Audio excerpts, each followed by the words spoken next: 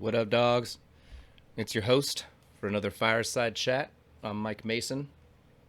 With me is Carrie. Hello. Hey guys, we have a really fun show tonight. We have an awesome demo from Rosburg Glass, and if you guys aren't familiar in the thumbnail, man, he makes exquisite food creations. I mean, they're all too good. Waffles, burgers, all that type of stuff. Awesome guy. He'll be returning as a lineup artist for East Coast Melt, so we'll talk about that. Gosh, we got a couple of things to talk about here. Speaking of Melt, you guys, just a few news things, and then we'll get on with the demo. But I did want to keep you guys up to speed. And speaking of speed, no pun intended, but the Boro Derby is going down again at Melt. If this is something you guys are on the fence about participating in, it's really cool. All the cars are really functionals, and now ABR is throwing in 3 pounds of color.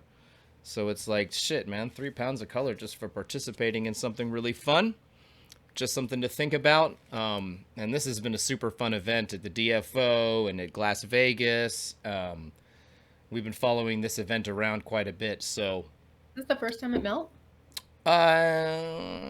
this might be the first time it melted. Gosh, that's no. It's like the second time or third time it melted, maybe second. Okay. I don't remember. It's in the cafeteria, right? Good question. You should Yeah. run these by me before so I don't look stupid. But Oh, nah, I'm just playing. That's all good.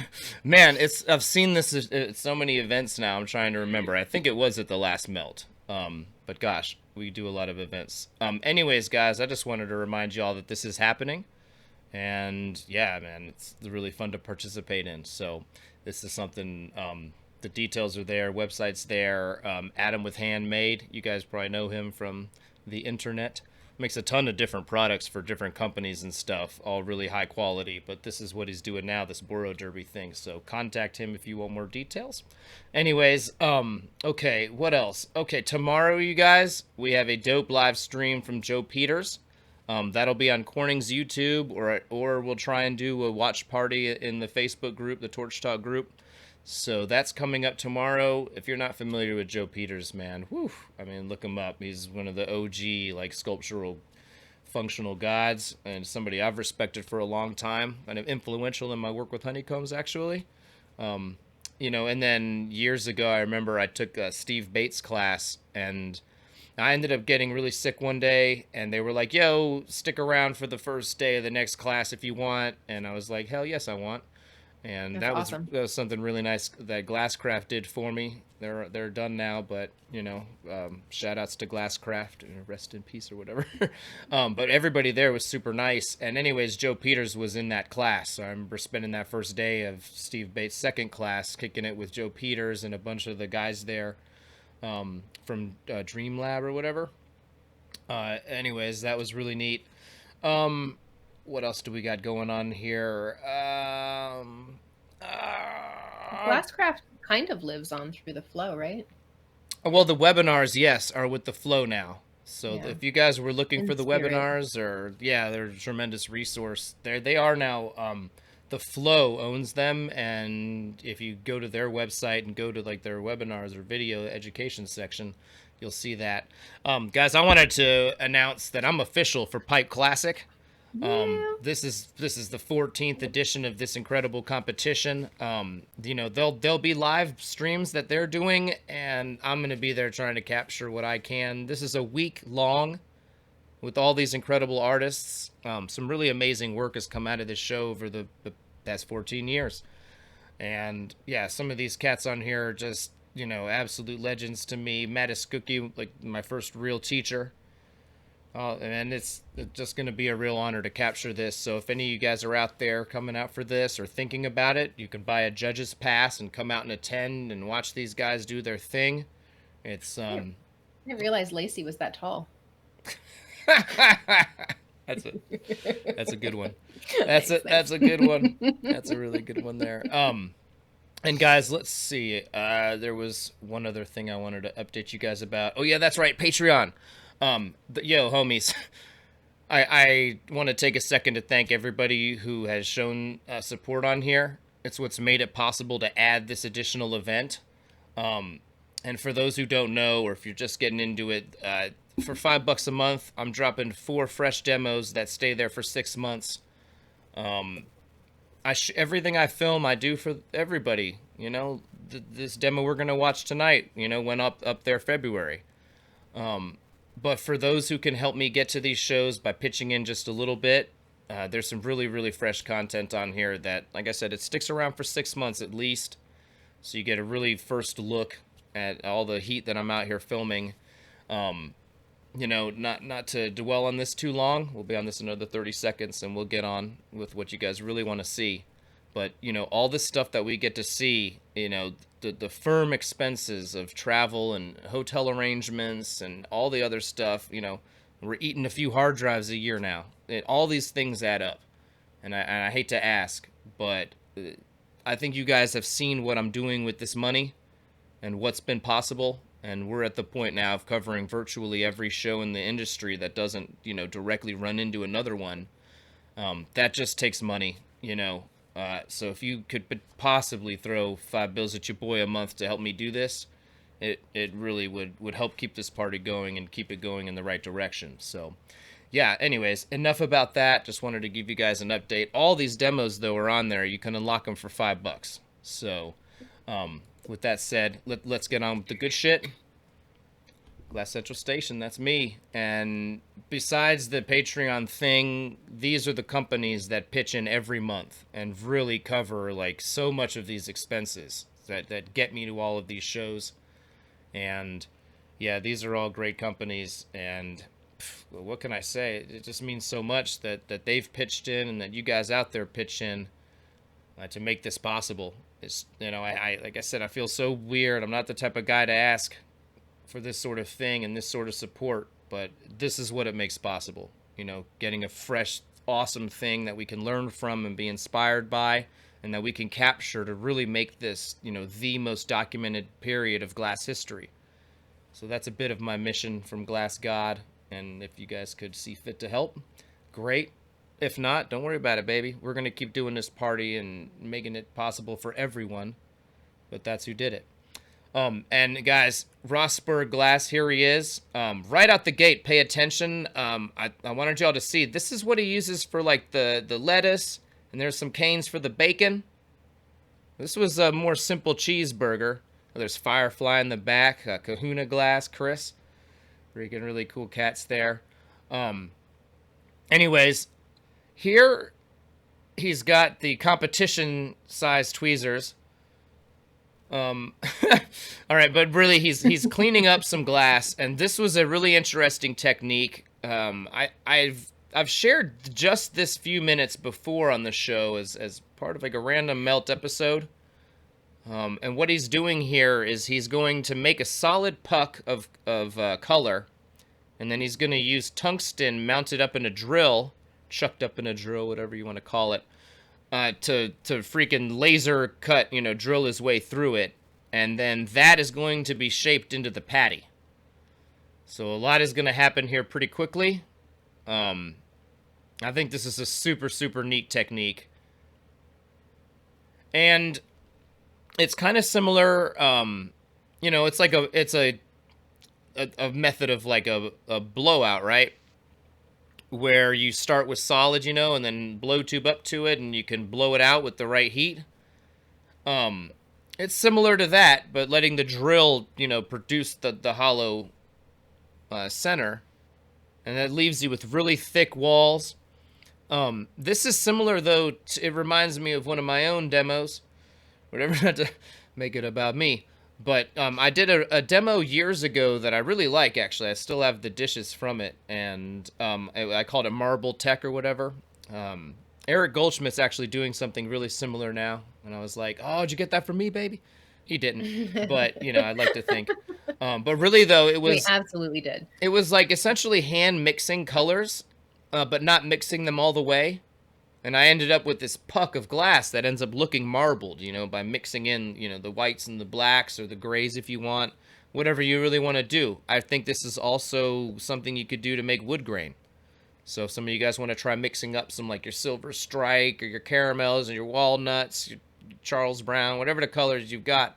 And then essentially get that same puck that we're seeing him build here out of one solid color, and do the same thing. Drill right through it or do a blowout, and then you've got a hollow section, made out of something that you could, in theory, do when it's solid. Color fades, marbleizing, wood grain, or just a solid burger. Whatever it'll be, it's all possible with this blowout tech that lets you take solid to hollow. But this tungsten drill method, I think, is super clean. I think it facilitates him getting this super even patty. And then we're going to see him do, like, the buns more traditionally or whatever. He's going to frit up some clear to make the buns, So there's a whole bunch of prep techniques here. But this is the one that I think is really unique, so... Buns. Cooking them buns. Makes me giggle. Say it again, baby. Buns. Hot cross buns. Give me them buns. All right. Let's reel it in. All right. Yeah, we'll bring that back when the buns are actually in focus. Life can't just be about buns, okay? It's such a shame. Well, I see a theme developing for this episode already. But yeah, guys, here working on the links, and this is kind of similar to the way that I like to build up eye cane blanks. Like when I'm doing my Millefiori eyes, I like to start somewhat big. And like if your elbow, you just take some like 25 mil China black rod. But I don't know. I don't got that kind of constitution. So I have to gather up my Eclipse or my Jet Black. And it's almost like making Maria upon Maria upon Maria upon Maria. You don't want to let any one segment get too far out of whack. So it's just a bit of a game of timing to keep, build up, get the heat in the rod, build up a little, push it in, and then keep moving down such that it cools, before it wants to push further out. If that makes sense. Excuse me. Reminds me of a Mickelsonism that I've been repeating. I feel like we just mentioned it last week, but Robert Mickelson once said to me, he said, glass is three things. It's balance, rhythm, and timing. And, it's when I think about it, it's so true. So here's another one where the rhythm in terms of like preheating the rod and then moving back to what you're gathering, and then the timing of letting it cool on the back end so that you're pushing against it and it's not just pushing out. I don't know where balance fits into that exactly, but you gotta... Life's not all about buns. They're calling BS in chat. Is that a new sticker? Nice. Yeah. More and more I take on the fatherly role. I'm like, now listen, kids. Can't just be all about buns. You gotta... Right, yes. Oh, watching this gets me really excited for Melt. Yes, yeah, guys. I mean, if you haven't noticed that staff badge there, this is filmed at East Coast Melt. And Dopels, the sponsor homie, is on screen right now, but he's also on screen in the background. That's Isaac in there, Playboys. I saw that. Yeah. There he is in the background, encasing up opals, and he's got probably got a ton of pretty opals in that case there. Hey, there he is. There's his beard at least. Oh shit! There we go. There's his beard. That's the man. That's the homie. I could tell it was him by the beard. Yeah. Yeah. There's Shayla right over Ryan's shoulder too, right? Right. There's Firefly in the background. Heather. There's Heather. Oh, there's Heather over there on the left, guys, from last week. Yep. There she is. She's sitting down. She doesn't know anybody's watching her. A candid moment with Heather. All right. So, anyways, here we got this solid puck. Solid segment. And I think that he's putting it onto a handle now. He just wants to put a fresh handle on it and then get the other side into a really proper puck.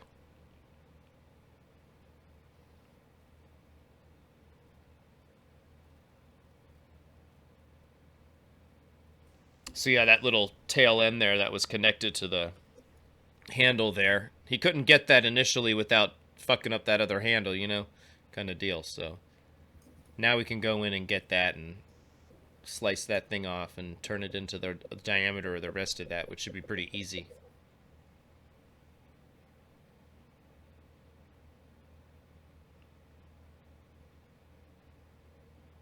Wow, he has such manicured fingernails. All right, now look at these sensitive hand movements too. These are he should insure those things. Definitely.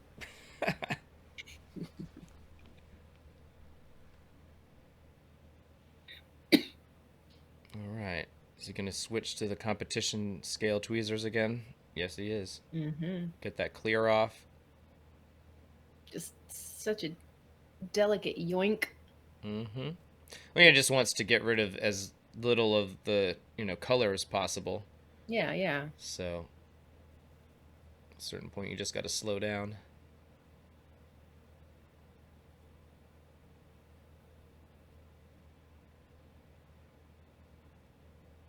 Yeah, I think Ryan's out in the road, or he would have joined us.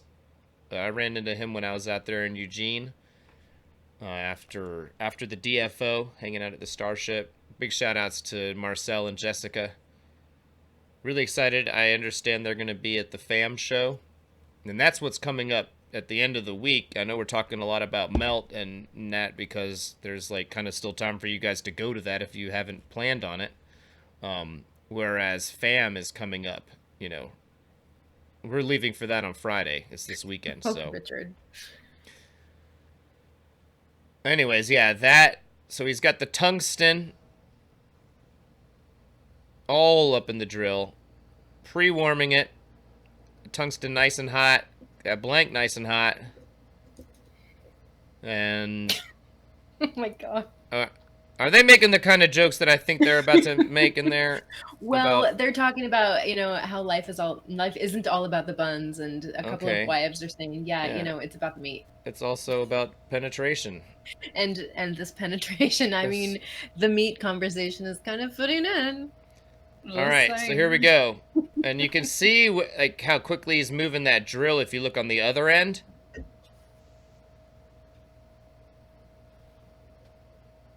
So he was really letting it drill.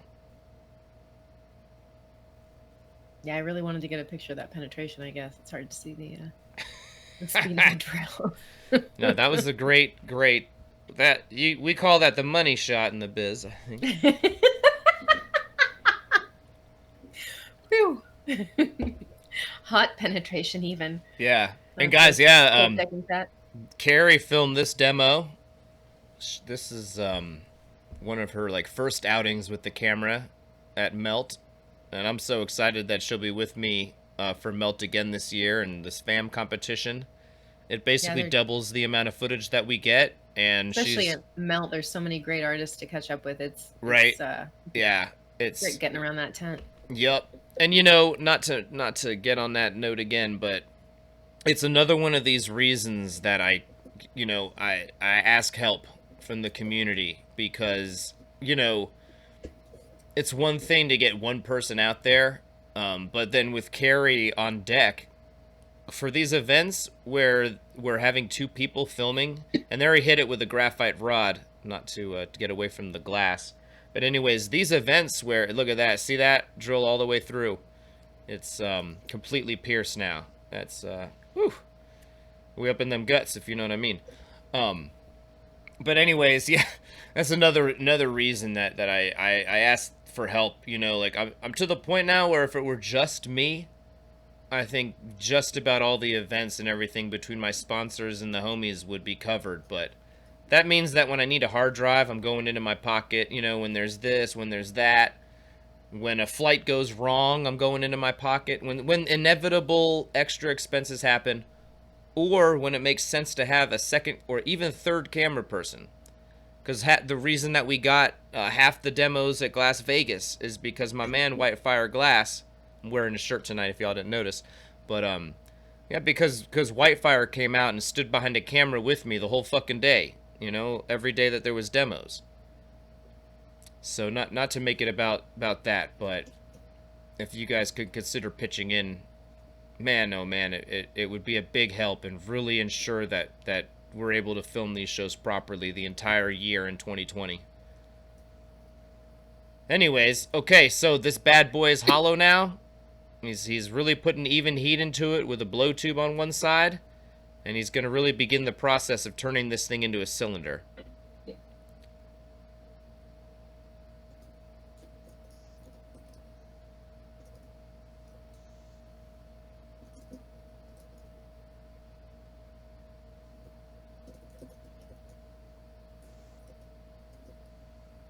So yeah, here's one of these times where the dank heat thing really comes into play. He's going pretty slow here. Look, he's not like up in the face of the torch or anything. He's just really even rotation, taking his time. You can see that blank is really evenly hot. Gave it a second to let that heat soak in before he started to blow it out. These sort of things are what make this thing go from this really thick-walled tube to blow out evenly. That's a lot of material to shift around because, like I said, the wall is so thick. But he's just taking his time, really letting heat soak into that core, coming out, gives it a second to even out, and then gives it a puff. Just the... I think we can really kind of see that, like, the balance and rhythm and timing thing here into play. Especially as these things get really hot. You gotta keep that thing balanced and even. This is the meat or the buns, they want to know. This is the patty. This is the meat. Yeah.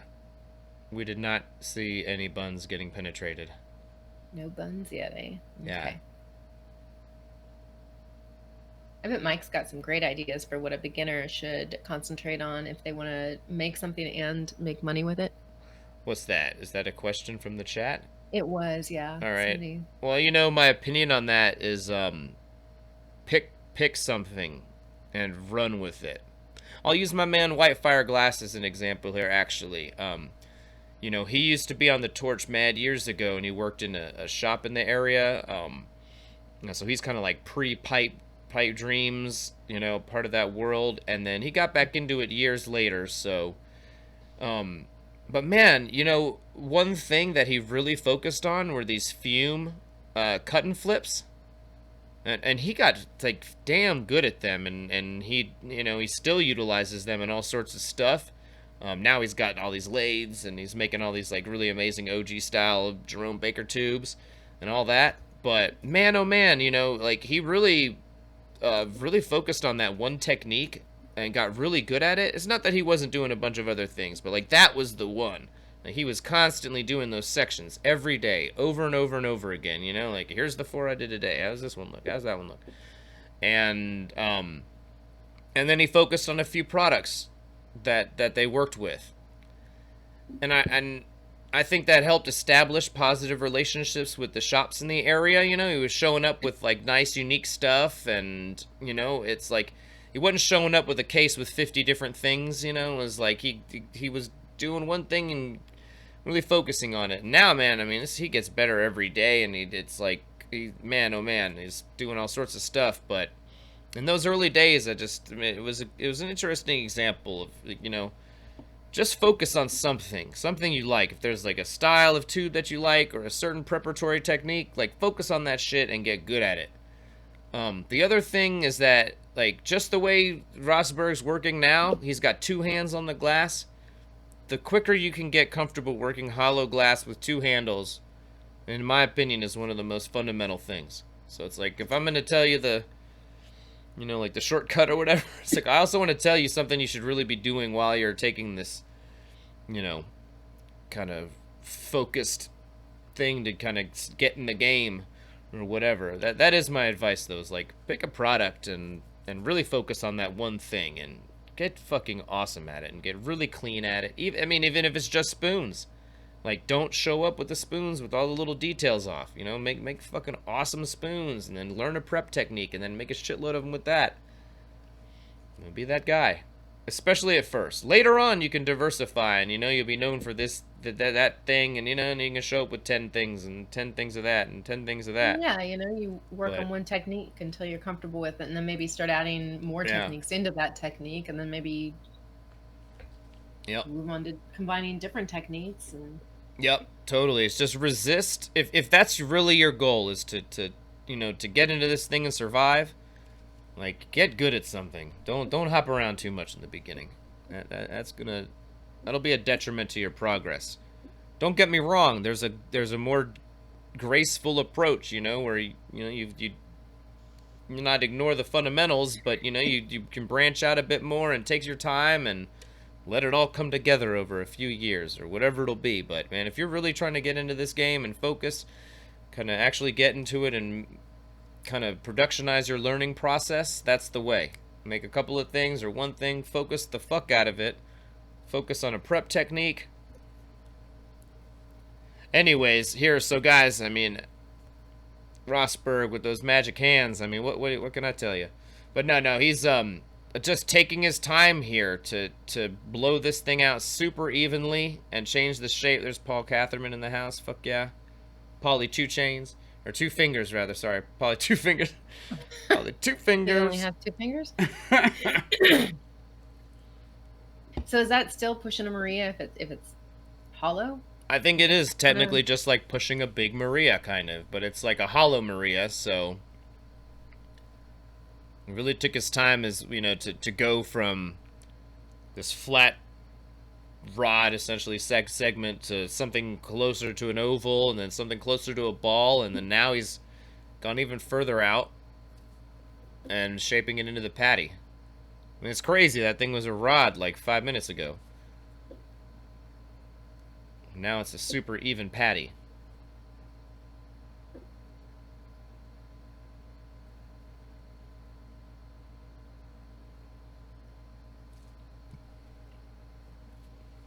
So yeah, just really fundamental, clean, hollow shaping. And yeah, just, man, really kind of just a pleasure to see how that went from, this thick section with, probably 5-6 mil thick walls, whatever, to a fucking burger. Oh, Hallo Maria, says Rebecca.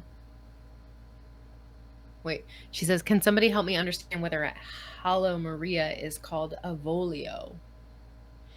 No, I think the Avolio is like the connection piece or whatever, I don't think that necessarily means it's hollow or solid. Okay. Yeah. Generally solid, though.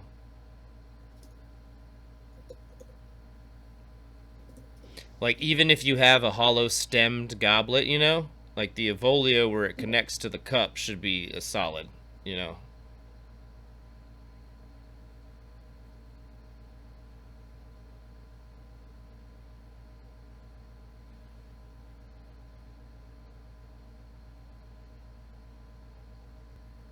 So yeah, he's going to open this bad boy up and prepare it. Essentially, it's like we said in the title or whatever, this is a hollow hamburger.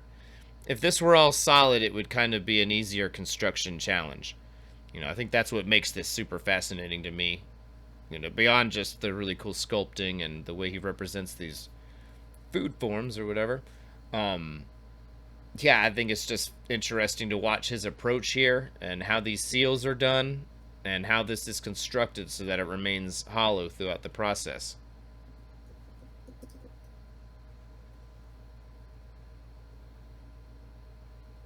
So yeah, he's kind of treating it almost like a disc pendant or something like that, like a reversal dot disc, whatever, any kind of disc you want to condense back. Letting that face even out.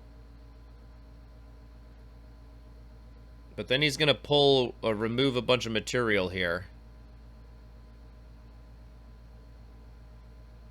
Looks like it's been charred, that burger, in this lighting. I know it's actually brown. but Yeah. I think it's because it's hot. yeah.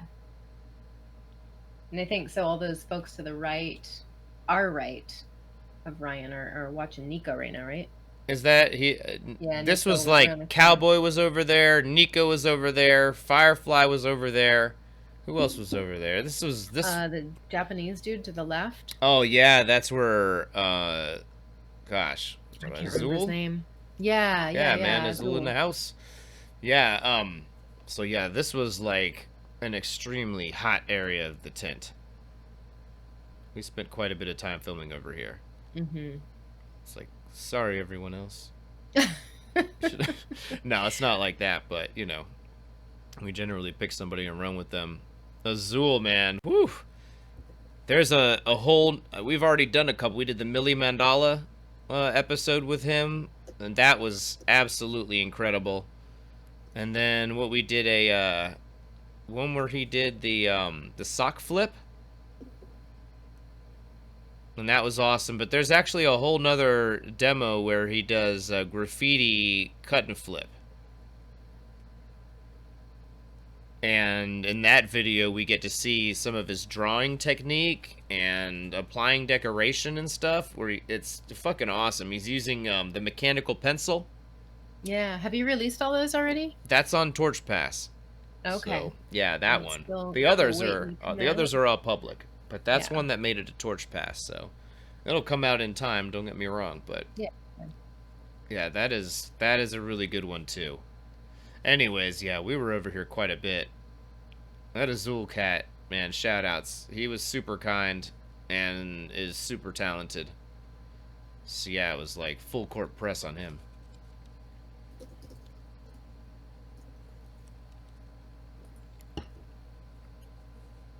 This area is just removing material. And you saw he whipped those calipers up there.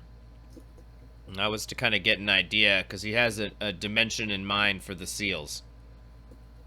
Like, this hole gets opened pretty wide, and then the same thing happens on the bun, and they get sealed together.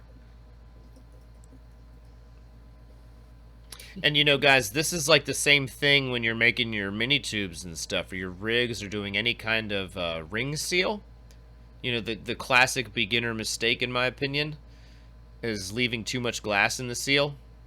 And that's where you get all these cracks and all this wonky shit that doesn't look smooth. And, you know, like, it seems like it's better because there's more material. It's like, oh, it'll be thicker and stronger. Wrong. What's strong glass is even glass. So you want that wall to be really similar to the rest of the tube. So if the rest of the tube has like a 4 mil wall, it needs to be about 4 mil when you approach that seal. The way to do that is what you see here, is removing material. Think about it like drywall, for example, or construction. You know, like if you cut a hole in drywall, right? Like where is the drywall? It's sitting on the ground. Same thing in glass. You need to remove that section of the wall rather than opening a hole and just sticking a reamer in, and what that'll do is push all that material to the side of the seal. And that's a disaster. That's where you end up with all this extra material to push around in the seal. It makes it incredibly hard to get a smooth connection inside. It makes it harder to get a good initial tack because there's so much more glass on one side. There's all these problems that happen when you have extra material in the seal. And look at this hole.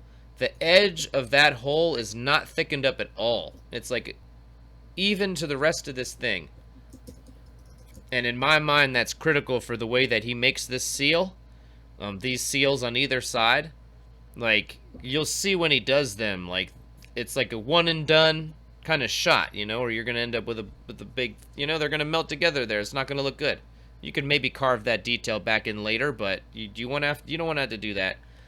The way he's getting these incredibly crisp, clean looking, you know, sections where you're like, the fuck, is that really hollow? In my opinion, it's because he's nailing the seals, and the seals don't have any extra glass there. They're perfectly matched in terms of wall weight and diameter and all that. And he makes the seal, and like, it's one and done. And that to me is, you know, but it's not unsound because all the diameters were right. He gets everything nice and evenly hot so that when they come together, they fucking seal together really well. and then he's out the game, right? And it looks really crisp. So just something to keep in mind. Here we're gonna see him make one of the buns, and he's gonna utilize frit. I like when it's zoomed out, seeing like the guys, spectator passes, I'm assuming, that are hanging out watching Nico. And then, like, if you look over Rosburg's shoulder, you see the guys watching Shayla. Well, I mean, if you have a torch ticket, you're not necessarily at your torch the whole time. So those guys could have had their own stations. I know at least one of them did. That's true. Yeah. Yeah. No, the guy on the right is super cool, man. He, another year I was filming Zariel Shore, and he was right next to him. And that dude was super cool about giving me a little bit of time when I was filming there, like kind of from his seat. And there were nice, moments where he was just like, no, do your thing, baby, do your thing. I'd be like, yo, do you need me to move? Because I'd see he's coming back, and that, man, yeah. Melt, yeah, that's cool. Everyone at Melt is super cool. A really great vibe.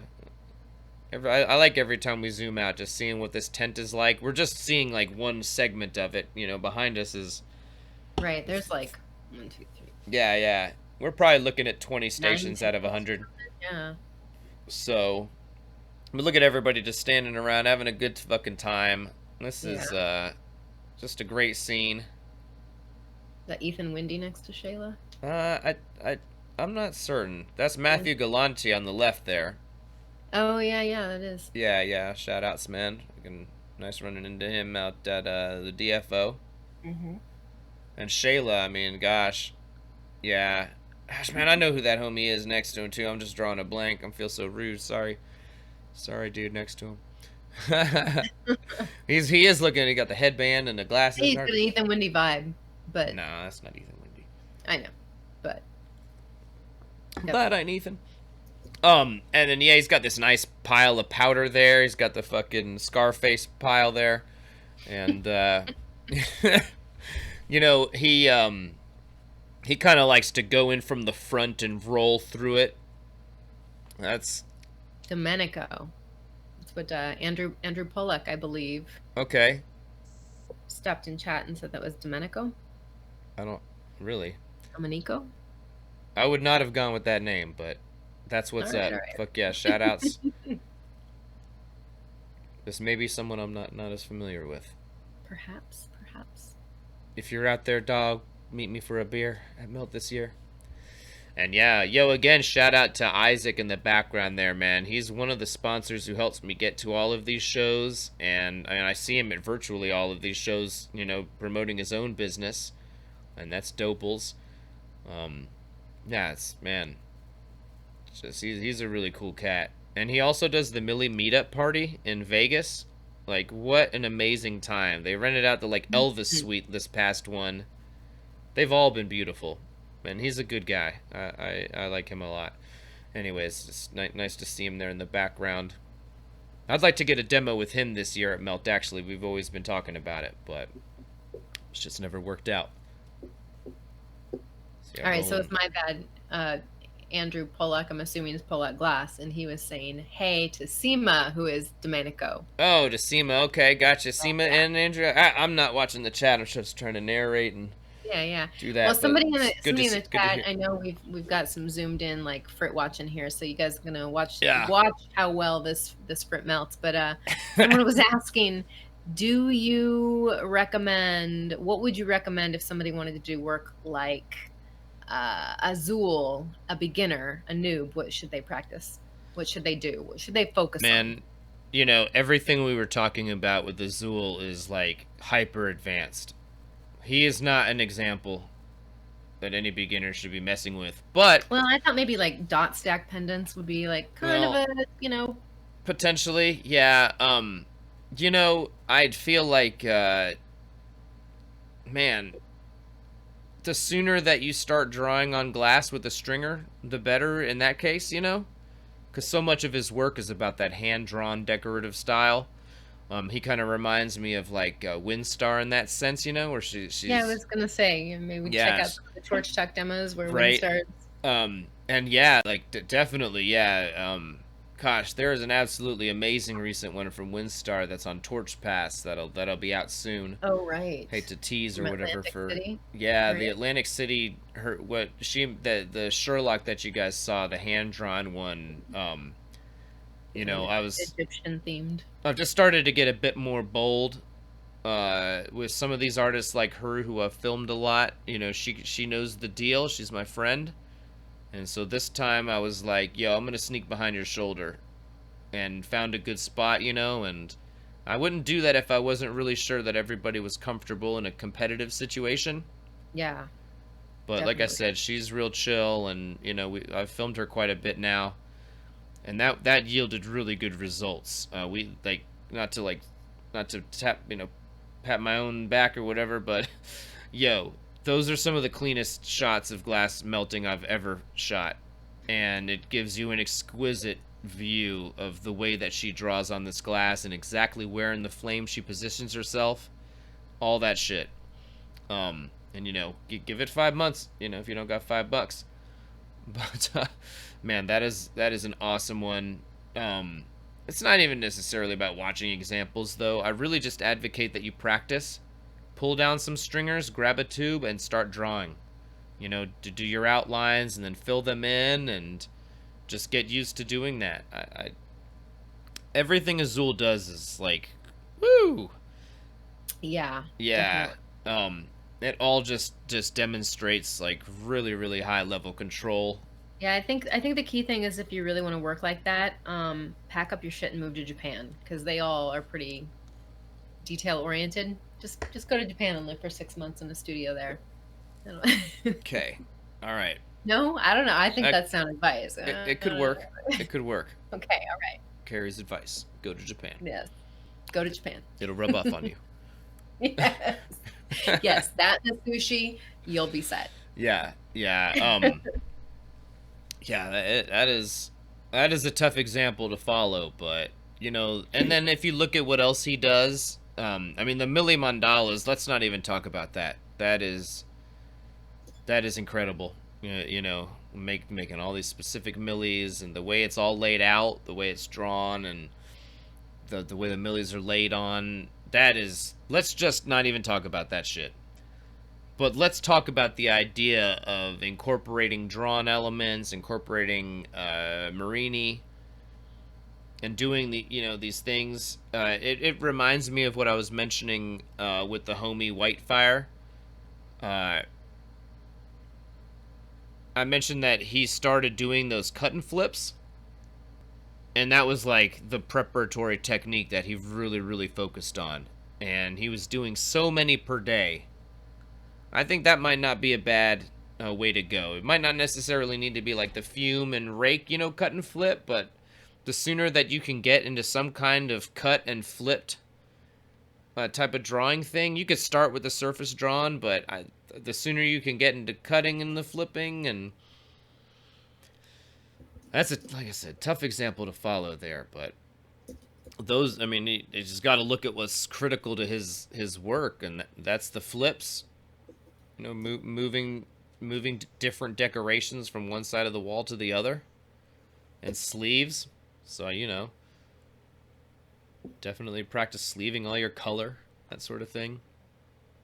I mean, it really depends on where you are in your, in your developing your skill levels too. I've just like made some little blobby pendants by melting down a drop from a rod, and then just pulling the stringer and practicing drawing whatever random shapes or dotting it or just whatever. And then by the time you're done with your little garbage pendant, you stick a bail on it and you sell it for $10 to somebody who wants a cheap but cool looking pendant. I don't know.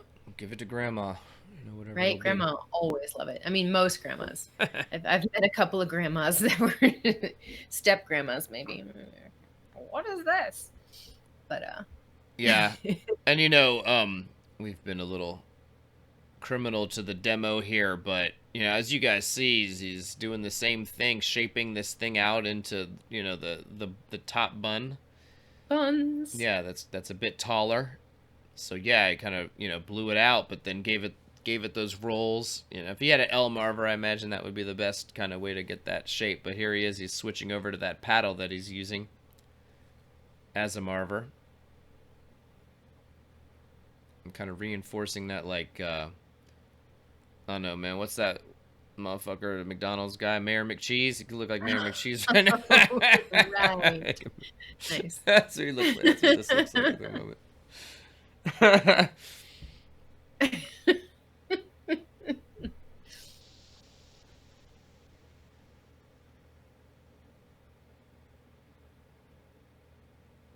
Now I've got that guy in my head, like the commercial. Yeah.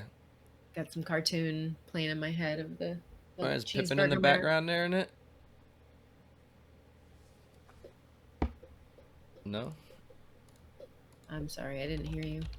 Yeah, Pippin in the back. Fuck yeah. Ah. Yeah. Pippinger? It's such a cool name, I had to double check it. Right. I was like, did I just make that up? It could be. Yeah.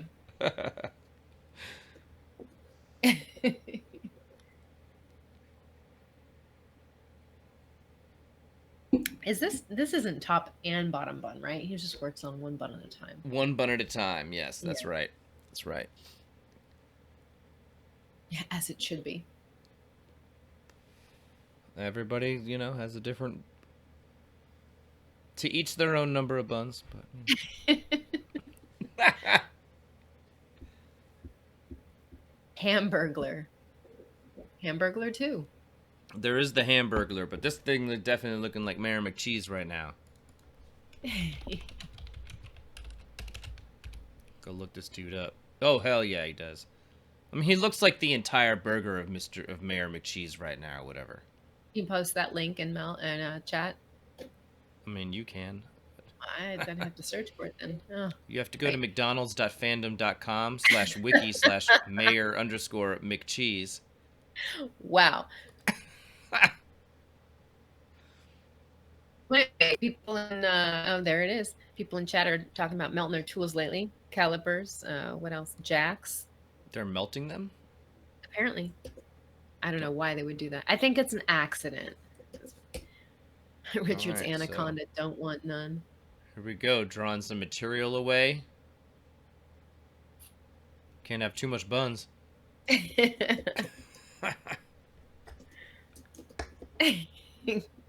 You can't have too much buns unless you... Oh no. I ran out of lines. You could Richard do got the buns on anaconda six. stuck in my head, right? Please The don't, anaconda please don't want none unless you've got lots of buns, hon. Right? Yes, that was exactly how Sir Mix-a-Lot sang it. Crediting that to Richard. It's all Richard right there.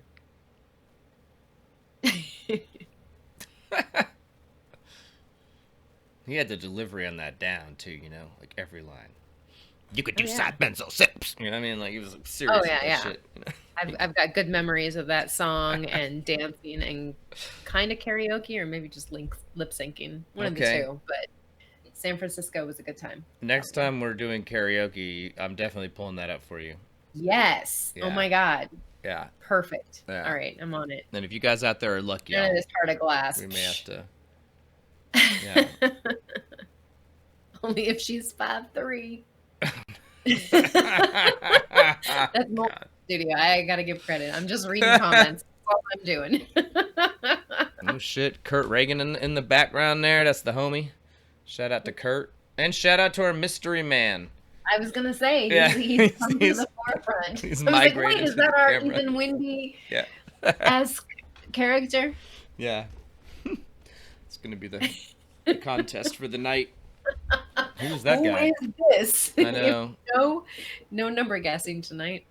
Start looking at people. Yeah, that's right. So yeah, guys, he had removed a bunch of material there, and I think he's just refritting that end to make sure it's got an even saturation.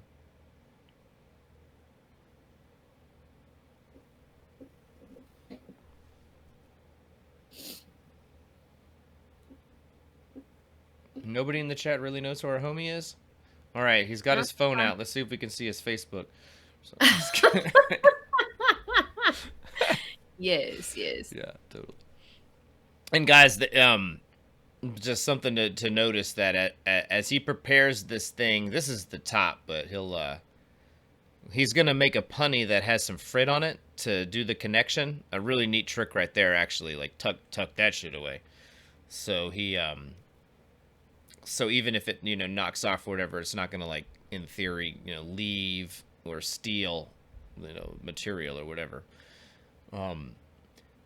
But on the other side, he's gonna hit it with those calipers, and that's the thing to really note is that he's keeping a super super tight control over the diameter of that hole. And I think it's so important to that crisp look, where it's like, what the fuck? Like to me, that's how he gets that seal made, and it's a good seal. It's a real seal. Seal the deal. So, yeah, the deal is sealed. The real deal of Silla Magilla. And okay, here's where he rubs that thing in some frit. So now he's got a punny that hopefully won't. I missed that while he was doing that. Yeah, see, that's why. See, it's just funny. Going back and watching these demos is completely different because when I'm filming these, I'm so caught up in like, okay, how am I framing this? Is this right? Can you see everything that's going on? I have no clue what they're actually doing. I'm just focused on trying to get it all. Right. Get it in the frame. We'll explain it later. Exactly, right? Yeah, it is. When I'm watching it, I'm vicariously living there, you know what I mean? Like if I'm filming somebody and like all of a sudden they're like, "Yo, Mike, I've got a migraine," like, and they just hand me the piece, like I'll finish that shit because I'm fully immersed in what they're doing. Right. Well, you've got more experience on the torch. Yeah, no. For me, it's really about predicting where they're at and just being ready to move and not miss any critical shot, and kind of. So yeah, no, like I'm in there. I'm living the fucking demo. Okay. Yeah. And then like 3 more times as you're editing, at least. Yeah, totally. So like there, I'm remembering us watching this earlier and seeing how nicely that punny rolled off of there, and that's a really cold seal he's got there. Yeah. Well, it's all about not setting it off. You know, once you've got a seal like that, as long as you don't disturb it, in theory, it should hold tight.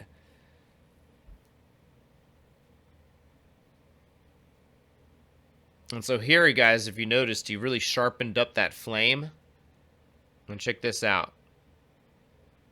This is almost, is doing like essentially a flame cut on it. Oh, it got too loose.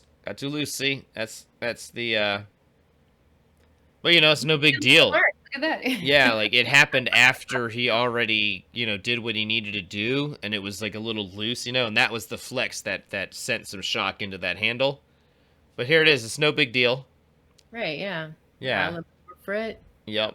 And then, with seals like that, guys, just something to notice is that it's definitely hotter than the blank. Like you need your cold seal punny to be hotter than the blank that it attaches to. And that will prevent it from stealing material. Okay. Not always, don't get me wrong. It's just if the other one is hotter, then you have a much greater risk of it stealing material from the piece,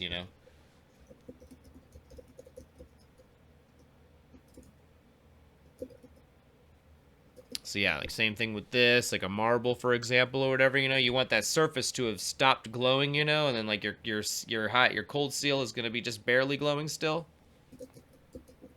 And so yeah, this was no different than like when you do like a hollow implosion, and you want to blow off the end or whatever. Same deal.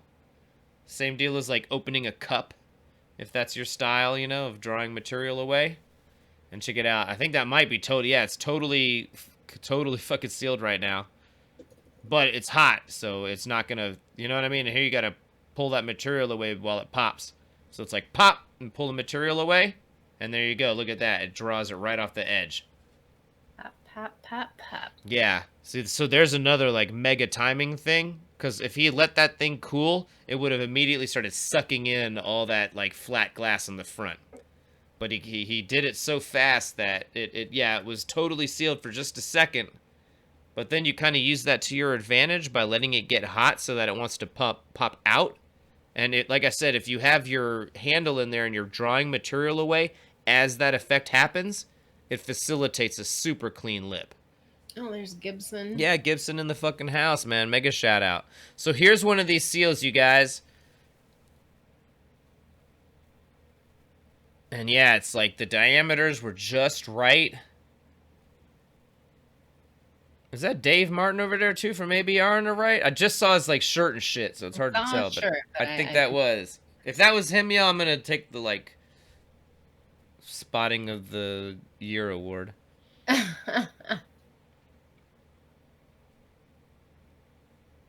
Alright, so check that shit out. He got those very, very hot. Made that contact. Giving him that puff. And that's really going to be about it. And that shit is crisp. But also solid and fundamentally sound. And again, to me, like, I really had to think about it. You know, when we were looking at it, it's just like, man. That was quick and fucking just... And, you know, when you really look at it, though, and then check it out. He really looks at it. He pulls out this flashlight on both of these seals and really goes over and makes sure that there's... I think he's looking for those, like, acute angles in the seals, you know, to make sure that everything is really, really right. And it's harder to see the inside, and then therein lies kind of the conundrum, you know. You can see that outside, but if the inside isn't also sealed, then it's just going to crack on you later, and you know, or your customer. Even worse. Yeah, no, that's not Fuck cool that. at all. Yeah, but I mean, look at that seal, though. That looks fucking crisp. It just looks like that burger is sitting on the fucking bun. And to me, that's the key, is that he had those diameters so fucking proper. There was no extra material in the seal to have to fucking sit in the seal forever. You know, to like drop down to the links and have to be like, or, you know, get a fucking hand torch on it. And then it's just going to be like this super quick. It's just going to look way too smooth.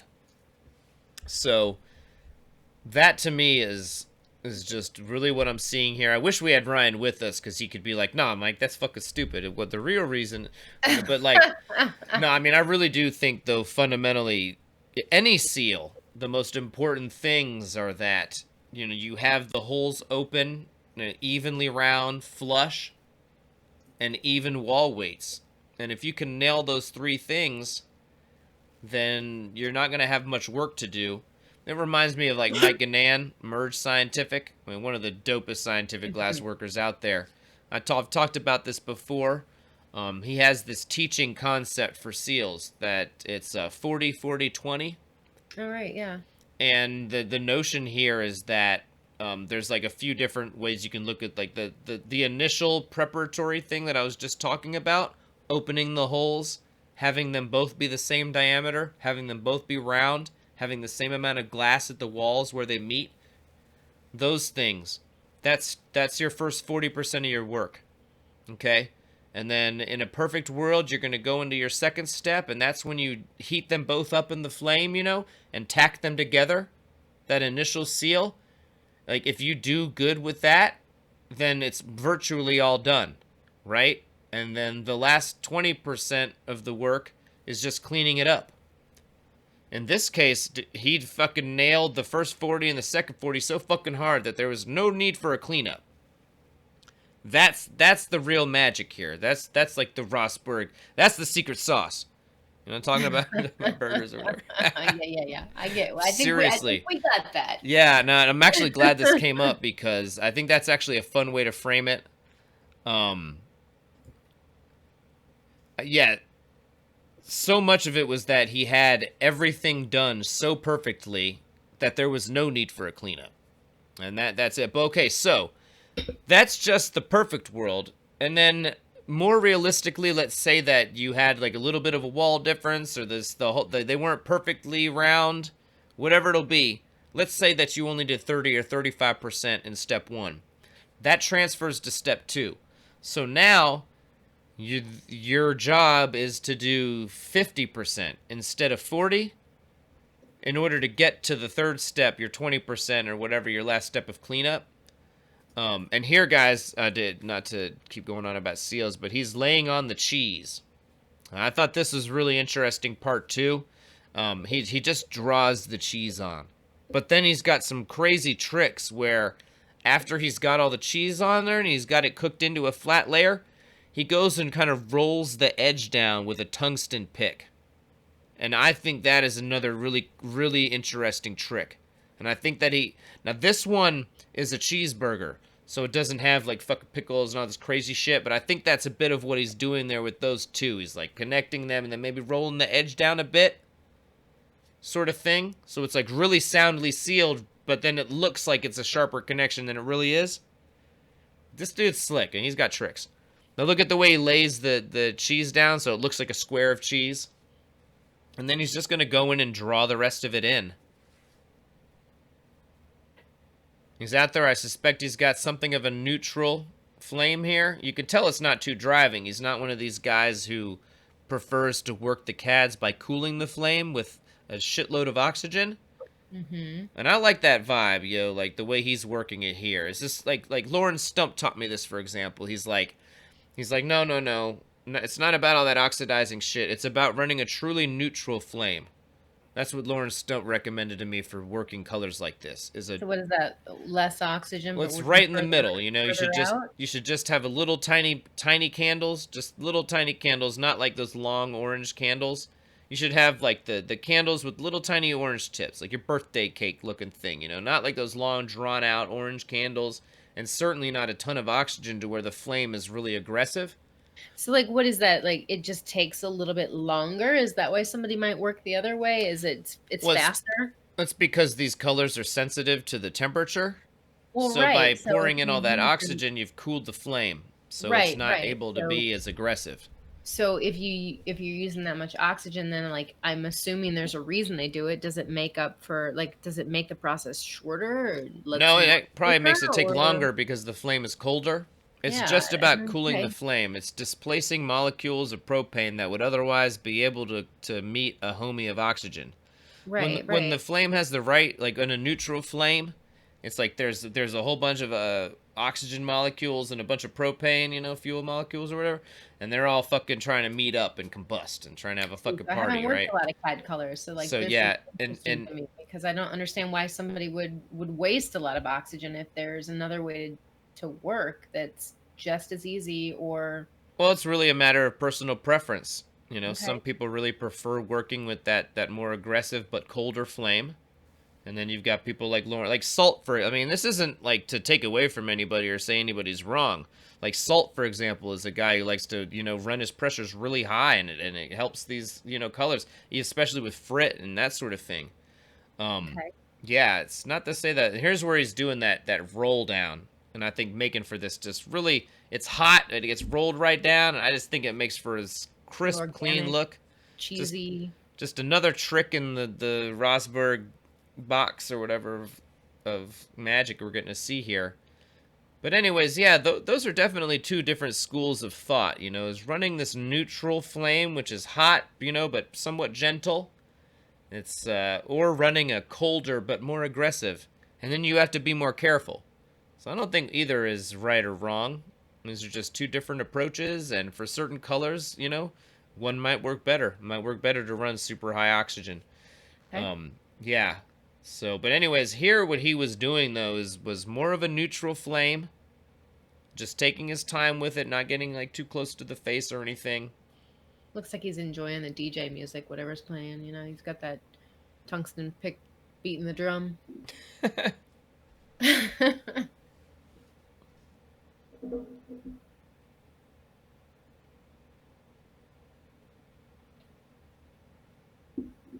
And then if you guys notice, he only really did around the edges here, because the middle is going to get blown back out and made opened up to the same diameter we saw on the other sides about. So he doesn't have to worry about that. All that stuff's going to be hidden.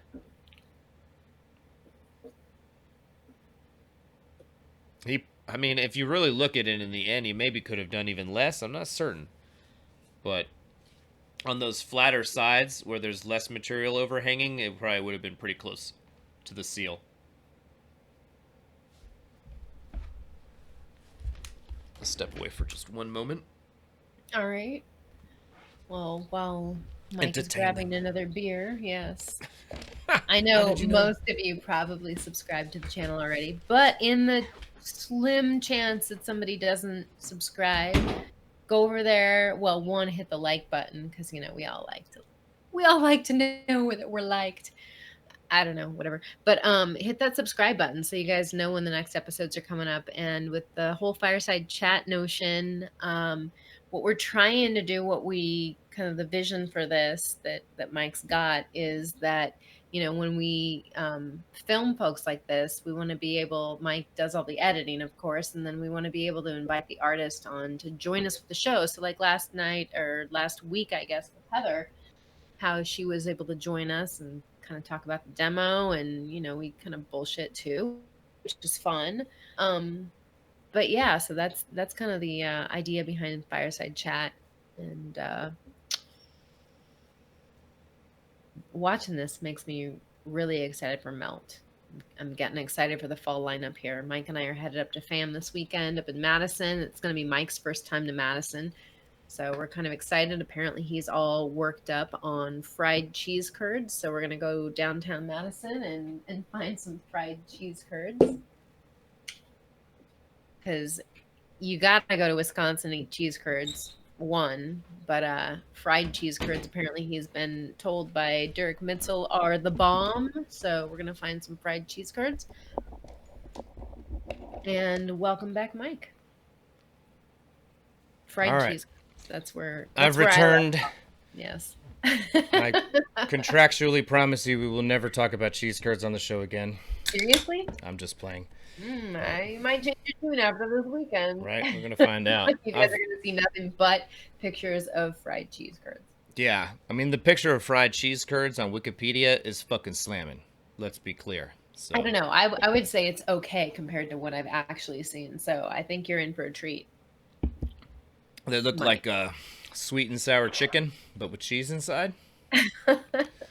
So I was telling the homie Derek Mitzel, we were joking about it. I was like, I'm going to call these sweet and sour cheese. Okay. Yeah. So yeah, that cheese has been melted.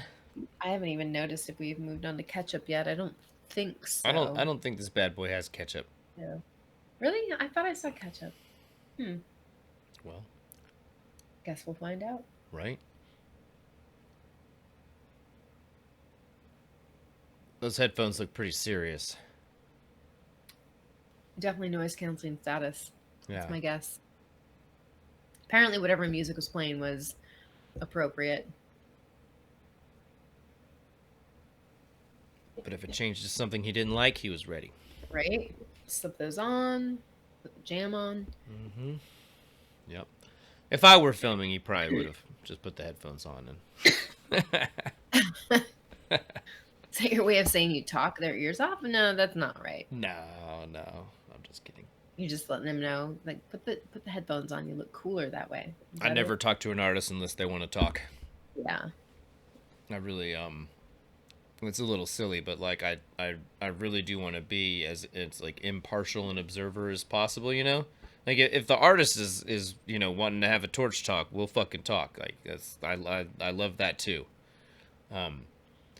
But so much of it is, kind of about documenting an artist's process, and I feel it's almost like for you Star Trek fans out there, it's almost like a prime directive, Like, and that's for you people who aren't Star Trek fans out there. This was like this notion for the directive. Yeah, well, I mean, like I could probably Google this or whatever, but my recollection is they're not going to be fucking with civilizations that haven't found out about space and aliens and all that bullshit yet. So it's like they can observe, but they're not supposed to like interfere. Yeah, we're not supposed to like warp into some other fucking planet and show up and be like, "Hey guys, here's a microwave, fucking go nuts," or whatever it'll be. And So that was kind of the prime directive, and it's, to allow civilizations to develop unencumbered, and then I think like the whole Federation thing, man, like, I mean, it was pretty fucking, like, Gene Roddenberry, the guy who made the show, was like, a bit of a fucking hippie, like, this show was way ahead of its time. The original Star Trek, like this multiracial cast, all this stuff that we take for granted was like insane back then, like completely fucking nuts. They were like, it was really a different time. But anyways, I think like the whole idea that to even join the Federation, you were like, you had to be like a spacefaring species and all that, and then like you had to have like a unified government, that was basically free of war and all that shit. I don't know, we're getting political now, but gosh, longtime homies of this channel know that we only support one politician here. It's somebody we've actually had on the show, and that's Vermin Supreme. Is he running this? Hell yeah, he is. Yeah. And if you know who I'm talking about and you think I'm bullshitting, just search this channel for Vermin Supreme. We had the fucking presidential candidate and fucking political activist on the show. I mean, this is the dude who shows up with a boot in his head and promises everybody free ponies. But like but it honestly, guys, like that episode, I think it's fascinating. I feel like maybe we got more out of this dude on this little show, about glass than anybody ever may have. Like, we've really got to talking about why he does what he does and how it's about extending his voice in our democracy. That's what it is. I mean, everybody has freedom of speech and shit, but nobody's gonna fucking hear you, right? And for him, the whole shtick and all that, I mean, I don't want to put words in the guy's mouth. We actually had him on the show and we talked about this, and it was a really fucking great show, as I remember. I really had a good time having him on. But, anyways, not to get political, but he's a fascinating figure. It was fucking amazing that we got him on the show. The shout out to the homie Robert Pelchat, who helped line that up, Sigil Glass. Oh, of course he did. Oh my God, that's hilarious. I can totally see that. If none of you know, at Sigil Glass on Instagram, just follow his stories and you'll completely understand. Mm-hmm. He's something of an activist and somebody with pretty strong political thoughts himself, Yeah. That's what it is, man. I'm not the most political dude. I have thoughts on stuff, but and I mean, it's like, what does that even mean? It means that I don't fucking care what y'all think. You know what I mean? Like, it's okay if you don't have to think the same thing about fucking politics, man. No, I don't even want to turn the show into this. It's just disturbing how that stuff tears people apart these days and becomes, a real fake type of division. Yeah, definitely. People who would never otherwise be at each other's throats are getting way caught up over politics, Bringing it back to glass for a second. Right. Like. Right. So we've got someone in the chat asking if it was a graphite or tungsten rod that spreads the cheese, and I'm gonna say it was probably a tungsten rod because graphite rods? I don't remember. That was his tungsten rod. Yeah. Hey, it's me. Did you guys see that shit? There you went. That was awesome. Hey, there I go, man. Look at me. I must have needed a dab or something. I was on a mission. You were on a mission, yes. Yes, definitely. It's like there's a lot going on here, man. I'm not fucking around. It's like when the torches are lit, like we're handling biz. And there, yeah, you guys could see them. Oh, there goes Dapo. Fuck yeah, shout outs to Daniel, man. Fucking, what a nice cat. We've got some awesome footage of him and PJ, both of whom are on the lineup for Melt. They did it. What was the piece, baby? It was like it was a mini tube, right? I'm sorry, I was looking up Vermin Supreme's episode to answer somebody. The footage that you shot of Daniel and PJ, they like made a mini tube with fucking millied out. Oh yeah. Isn't that what it was? About it? Yeah. You filmed it, so. I did, yes. At Champs, right? Is that they took like second place with that, so they'll both be in the Masters, you guys. So, if we don't get some footage of Dapo and PJ at Melt. And guys, here he cooked in the rest of the cheese, and it was hitting it with the marver and just kind of keeping it nice and smooth. And now he's going to remove that material in the middle the same way we saw on the other sides. And get it to the point where he can open that thing up and have it be, really, really not a bunch of extra glass at the edge there. Again, like, To me, that's so key here, is that he's not leaving a bunch of extra glass there, because that would fuck the look up, first of all. But it would be impossible to get that seal so crisp if there were all this extra material to cook in. That's the scenario where he would really, really have to, go around it with a hand torch and all that shit. And especially with opaque stuff, you can't see in. So how do you even really know? So it's really, really, really got to be right, in my opinion. And that's how he facilitates it, is heating up that whole face, so all that material on the face is hot. Now he can drag it all away. And it's almost like he's going to use that division of where the glass is hot and cold to form that line. So he's only heating up, really where he wants to remove. And that way he knows that he's going to open up, just the center of this thing where the burger and cheese or whatever. So no ketchup. I don't think there's ketchup on this one. I swear I saw red ketchup earlier, but maybe it did. I don't know. Guess we'll find out. I don't think so, though.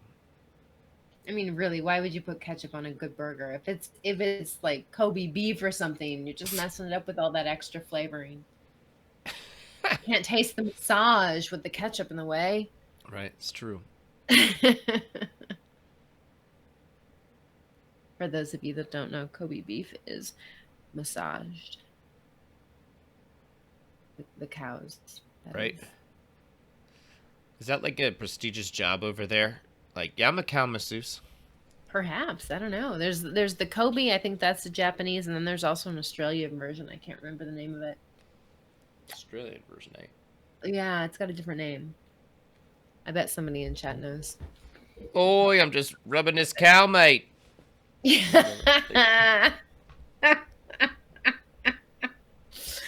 Yeah, totally.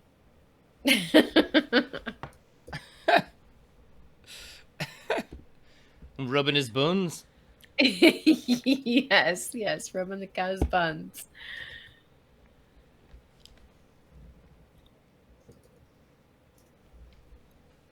All right, here we go. I'm gonna lift that lip out. Woo! Caliper.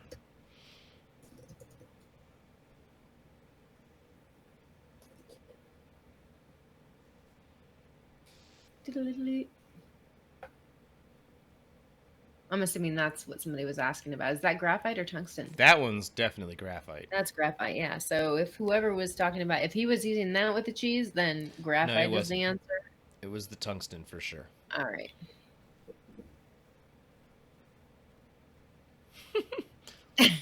20 minutes ago called. That's graphite too. Yeah. Sorry. Wants his question back. Yeah. What? Boom. Wagyu. That's right. Thank you, Shane. Wagyu is the Australian version of Kobe. That's from Australia? Yes, it's spelled W-A-G-Y-U, though. Yeah, I thought it was like whatever. You're gonna, Google it and check. I'm pretty sure the Kobe's from Japan, the Wagyu is Australian. Wagyu, or however you pronounce it, is any of the 4 Japanese breeds of beef cattle. In several areas of Japan, Wagyu beef is shipped carrying area names. Matsusaka beef, Kobe beef, Yonzekawa beef. Okay, apparently these are all just varieties of Wagyu beef, but it's super marbled up, hella fat. Okay. Yeah, it's, I don't know. Yeah, it's a whole process. It's like so I'm just gonna say I lived in Napa for a while, and the wine designations for like what wine or even like cheese, certain cheeses, they only get a certain designation if they're from a certain region. But the Wagyu and Kobe beef is the same thing. So yes, Australian is Wagyu, but I don't know that Kobe can be Australian. It's all Japanese, the Wagyu. No. There is some. Oh, look, Kobe. Oh, Kobe Bryant's coming to Australia. No, there's Wagyu Australian, but Kobe might specifically be Japanese. It might be more of a region. It's one that comes from the Japanese version of it. Oh right, yeah. It's crossbred with Angus and Holstein. Yeah. Yes, I think Kobe might be specifically Japanese, but Wagyu can also be from other countries. And Australia, I know, is producing Wagyu beef. Yeah. It's some Uh, Wagyu burgers. But anyway. According to Steak University, it says a Yep. similar rule applies to Kobe and Wagyu beef. Every Kobe steak is Wagyu, but not all Wagyu steaks are Kobe. Thank you. Thank you. Wagyu, loosely translated, means Japanese cattle. Kobe beef Uh-huh. is comprised of a highly prized strain of Wagyu called Taihimagu, which are raised to strict standards in the prefecture of Hoigo. So we'll just pretend I pronounced all of that properly. I think you did. I followed it all. So Really? Tatum says he has too much glass on that side. This Is is this where good. he's This is pulling off good. the punting or whatever? Is that what he's doing still, or did he pull something off? I wasn't paying attention. He just opened it up and really got that glass to the correct diameter before he started pushing it back in. Just doing everything that he can to facilitate this thing opening up with a smooth, crisp lip that's going to make for a good seal. And now he's also got the competition scale graphite reamer here. I was just gonna say that is not tungsten. That, That is graphite. that'd be funny if it was. Like, oh no, that's tungsten, man. That thing. That's what they used to knock the Wagyu out before they slaughter it. Jesus, poor cow. I think Wagyu and Kobe is much more humane than American feedlot factory style farming. Really? I'm gonna say, I mean, they massage them, so I'm gonna say, I think it's more humane. Yeah. Do you think they have It's like some definitely like more expensive, samurai dude comes and like slices their head off real quick? right? They've got like some comedian off to the side distracting them, and the samurai guy comes and just slices their throat, and then they never know that they die, and They died laughing. all is well. All right. You know, you are what you eat, and that energy it goes through, and yeah. That's where Bay Bell That's came from. That's where they got their story whole ending cow. concept. The laughing Yeah. cow. It's because of that comedy it was watching before it got sliced. Okay. I'm gonna go with that. I'm gonna go Bay with that. Bell brand cheese, the laughing cow. Okay. That was a joke for you cheese lovers out there. All right, and check this out, you guys. See that? It's like there is not much time to fuck around here. Even those little segments where it didn't match up perfectly, like right at the end, he got them together. And it was all very hot. And I think those little tiny bits where it didn't quite go together is why he dropped down to the links for just an extra second. But that's the concept here, was that seal. And Carrie, that was awesome shooting, by the way. Like, that was a super crisp view of that seal coming together. And look at that. It has that crisp look. Here's another thing I think is important. He gets it all hot. If you can make a seal and get everything all hot and happy together, that's fucking beneficial. You don't want to have this drastic heat where the seal was just made and the rest of it, is like coming down. If the faster you can mitigate that after the seal work is done, the better. I think that's why he just took that extra second to be like, woo, pound a little heat in there. Now he's gonna switch the axis here, but like most of the work is now done, and he was making like full functionals like this back in the day, and then now the more recent stuff, he's making like I think miniatures of these just like this, and they're like the perks inside of a clear tube. And he does all sorts of stuff with these, and then he's also got carb cap versions of them. He's got like all kinds of functional to-dos with these guys.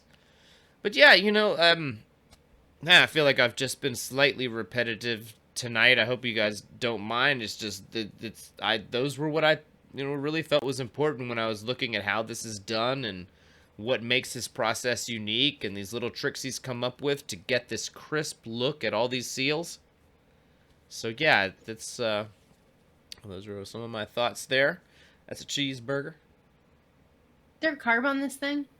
What's Somebody's that? wondering. Somebody was asking, where's the carb on this thing? Is there a carb on this? A carb? Well, I think he's gonna like. I'm not even sure what he did with this. Carrie filmed this. I I'm not sure where it went from here, but where either. he's switching the axis here on one of the sides of the burger that doesn't have the like where the less droopy side of the cheese, and so he's gonna put a handle on that, and at that point it's I don't know what he's gonna do with it.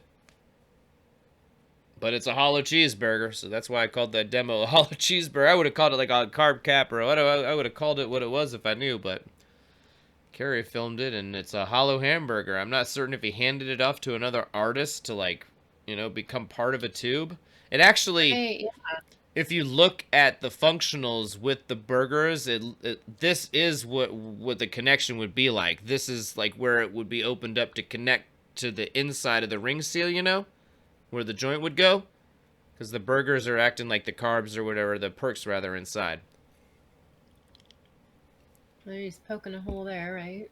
He's opening a hole because, like I said, he's switching the axis, so he's going to blow tube up to the side of it. Oh. Yeah. But this would probably be the process, and this is where he would seal it to the inside of the wall, maybe with a little connection. I don't know. But his newer pieces have this type of thing inside as the perk. So it's like a little rig with a burger perk. But as of now, it could be transferred and done whatever. But Call it a carb. I, Just gotta push a bowl in there, and we got a carb.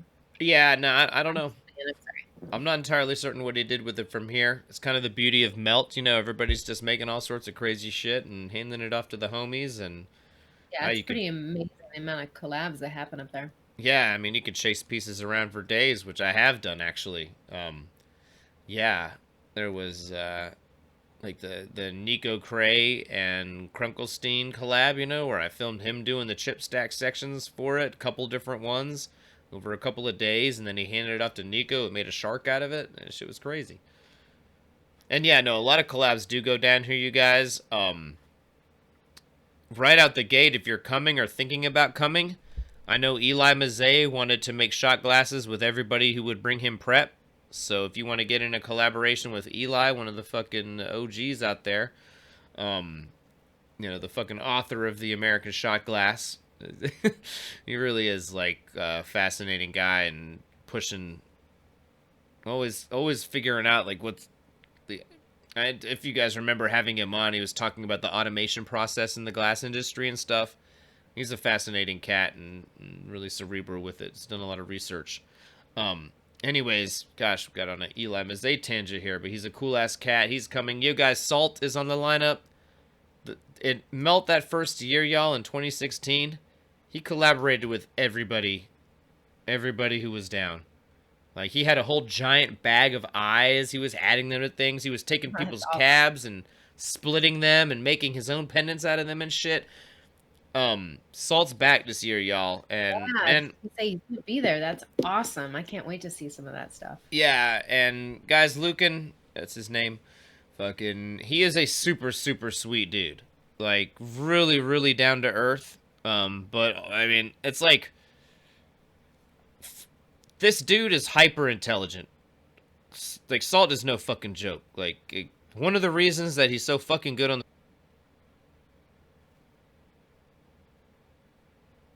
weird. Yeah, there was a spot where it blacked out, and I wasn't sure if it was. That's crazy. Yeah, now it says 0 drop frames. I don't know. All right. Anyways, as you guys can see, he's cleaning up the bottom now that he's switched axis here, so we can have like a really clean, proper burger.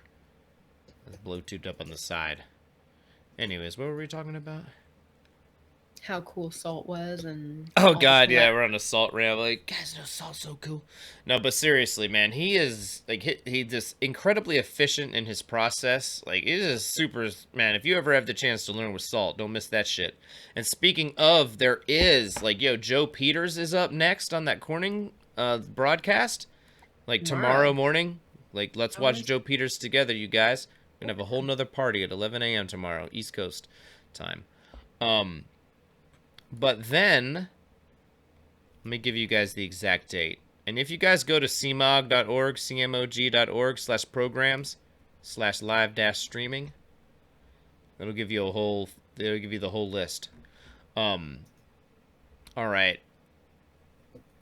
Masahiro Sasaki. He's up on August 15th. So that's Thursday. Fucking Kim Thomas, Z. She's on August 21st.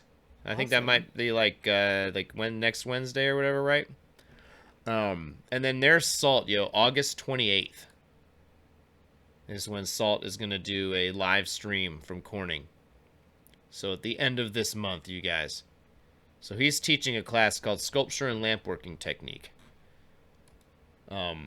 So yeah, we have that to look forward to. Oh shit, there's Chris Kahuna Glass.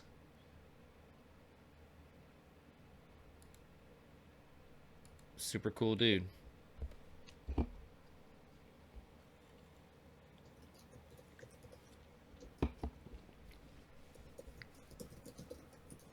And yeah, just taking his time cleaning up the bottom of that burger. Even a bun's got to have a proper bottom. You know what I'm saying? Oh, baby. Yeah, and then you guys, August 29th, your favorite person, the winner of Blown Away, Deborah. Yes. She will be doing a live streamed artist demonstration. That's the day after. So it'll be like What? Wednesday, we'll have Salt together at the end of the month. And then the day after, Deborah will do her thing. Oh, yeah. It's part of her prize package, in fact. And yeah, guys, I feel like everybody out there probably knows, but we're talking about Blown Away, the reality show, glass competition. I don't know, man. I know some of you guys are pretty polarizing out there at times, but I tell you, I really thought it was done respectfully, and my neighbor came up and asked me, "Hey, did you see that Blown Away?" Me and my husband, we binge watched that, so that was really cool. I get to talk glass with my neighbor because of that show. Right? And all these magazines, so like rare. Esquire and all these cats are like, this is the hottest, like most bingeable show of the summer. People, like everything that I've seen, like from the normal, like the real world, they're loving it. Anyways, that'll be coming up, and excuse me. And there it is, you guys, a Hallo Burger. So huge shout outs to Ryan, man. Rosburg Glass, his Instagram is there in the video description. Super nice cat. Guys, again, these companies that you're seeing now, I'm sorry to take a minute of your life with this, but it's really important that y'all know what companies help me do this. These dope-ass companies make it possible for me to get to every show in the industry. Many of these companies, they let me go, they help me film their competition. That's how chill they are. That's how they've taken seriously, my mission to do this independent coverage, to where there's no agenda beyond capturing dank glass for all of us. So yeah, I don't know, it means a lot. All these companies are fucking awesome. And then you guys out there with Torch Pass, I'll just take 2 seconds and show you guys what's up over there. This Bo Barrett demo, you guys, a scalloped vase, man. I mean, dude, Bo Barrett is legit one of my favorite artists. Absolutely incredible. This Rasta Bubbler, ridiculous. I don't know. Anyways, guys, this Marini Chillum, the technique here is fucking awesome. Anyways, not to make it about that, but like I was saying earlier, there are just incredibly hard expenses involved in getting to all of these shows, and especially if Carrie comes with me. But you guys get to see the results. I mean, every week, and we're building this tremendous archive of contemporary glassworking. Well, and even if I'm not able to come, but like if Rob, your buddy Rob comes out to film. Yeah, it's just, I want to do this right. And if you guys could consider supporting on here, $5 a month unlocks all this stuff you're seeing now. And yeah, this stuff stays there for 6 months, at least. I mean, some of it will stay a lot longer because I just don't have an opportunity to run it. But, again, this is what I'm trying to do for the homies who can pitch in. I don't want to just ask for your money and not give you anything. But at the same token, everything that I do is for everyone. So if you can, it's okay. and just being here and part of this audience is Marie huge. James is out there. That's cool. It's, man, it really means a lot. Homies, y'all know what time it is. How many are watching right now, Carrie? What's going on? That's a good bait. You don't know? Damn. There were 122. That's fucking crazy. 115? Seriously? Damn. Oof. End the show and there's still 100. Thank you so much, Yeah, everybody. really, you It's awesome guys. to see you God still hanging damn. out. That's crazy. Well, okay, in that case, let's throw I was some gonna numbers say, is in. there a giveaway that we're doing tonight, Mike? Hell yeah, we're doing a giveaway. I mean, damn. Uh-uh. I was gonna do one anyways. I thought there were like 50 people watching, and then it turns out it's an intimidating amount of homies. Yeah, throw some numbers in there. Yo, shout out to my dog, Whitefire. Yo, what? That's right. Yeah, man. He really is a super nice guy. I mean, he came up when I was up at the melt camp, helping upgrade the cabins. I mean, this is like the dude that I trust when something important needs help, or when I need help, or and yeah, he filmed the lace face demo. He filmed that dock demo. I know a ton of you guys like. What's up, Carrie? What's the highest number? People are throwing them out already. Okay, well, y'all know the deal. Yeah, throw the numbers in 1 through 200, and we'll definitely. Okay. Man, I don't know what we're gonna give away tonight. I mean, shit. So Rob's gonna be up at a melt again, right? Yeah, Rob's coming to melt, man. He was the winner of the Melt Away Hunger giveaway, and by the way, guys, we clocked over 27,000 meals on that. If you weren't tuned in last week, like, I haven't even made a post about it. I've been too busy. I was like, oh, thank God, all that work is done. And then, like, I started doing all this stuff around the house that needed to be done since I moved. Anyways, what were we talking about, man? The homie Rob? Fucking, yeah, he won that shit last year. This year, the homie Steve, man, I'm gonna see him out at FAM. If you're watching tonight, brother, fuck yeah, I'll see you in a few days or whatever. But thanks so much to everybody who pitched in on that. Man, that was... we nearly 10,000 more than either. We did 17,000 in 2017. We did 18,000 in 2018, and then this year 27,000. That's insane. In 2019. That's so yeah, I mean, that is so great. Yeah, some of you guys gave super hard. I've been a little criminal. I mentioned that everybody who gave more than 25, I was going to get you guys a sticker pack. Yeah, those are like still hanging in one of the bags back there. I just haven't had a chance to print a bunch of labels or whatever. But man, I wanted to do that. Tonight, you guys, what I do have are some, if you want one of the extra Hunger Fun packs, let's give away some of these, because I've still got a few extras of these left. Now, does everybody get the side boob? Maybe not. I don't know. Well, no, you don't get the side boob one. Well, let me be clear. Okay, I went into this vintage like dollar store, whatever. It was like a dollar store in New Jersey, in Atlantic City on the boardwalk. And this store had like the craziest vintage shit, like Nokia phone covers from like the 90s. They'd still been sitting there in stock since the 90s. And then they also though had these vintage postcards with like fucking like Cindy Crawford hair and fucking all that shit. And so and they were like 10 for $1. So I fucking bought them, and on the Patreon there's like the packs, subscription packs. So everybody who got one of those packs, they got one of these vintage cards or whatever. But then they also come. What's that? There's the 80s Chippendale dudes too, right? Some of I only sent those to the ladies. So yeah, so not to be like that, but West. Yeah, special request. Anyways, those come with samples of North Star Galaxy, the Sparkle Black, and then North Star Nova. And then they come with a couple different canes. And, if you just want to buy one of these packs, they are in my store. That's linked in the video description. Not to turn this into a sales thing. It's really not about that. These packs, like, okay, we just did 27,000 on this, and then 18 and 17 in those years. But the Hunger Fund itself, like that Melt Away Hunger is just the one-off thing we do with Melt. The Hunger Fund we've been doing since, like, I don't know, 2017 or something, maybe 2016, I forget. And those are when I sell sticker packs. And the funds from those go to printing new stickers and then a donation to Feeding America. and we are over 100,000 meals with that. So that's what those packs support. So every time you buy one of these packs, a pack like this, a couple bucks goes to Feeding America. The rest are printing new stickers. You know, it's like we're not gonna cure hunger with this, but man, I'm really proud that I found a fun way. Like, you get a fucking dope pack with mad stickers. All those packs, like that, those packs, the subscription packs are a ridiculous value. Like, the milli is usually way more than what you pay, and then you get tons of stickers, color samples, all that.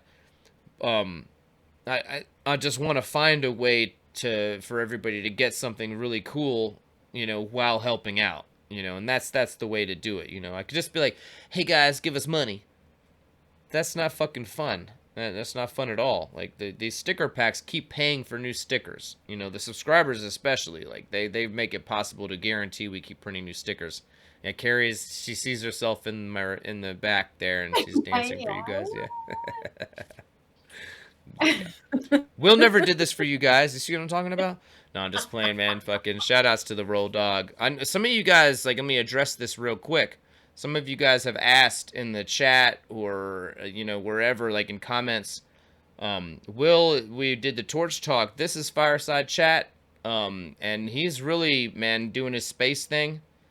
And, yeah, like the Deep Sky, the guy, going on, yeah. Yeah, the Deep Sky Dude channel is fucking lit. I mean, like fucking documentary channels are picking up his content.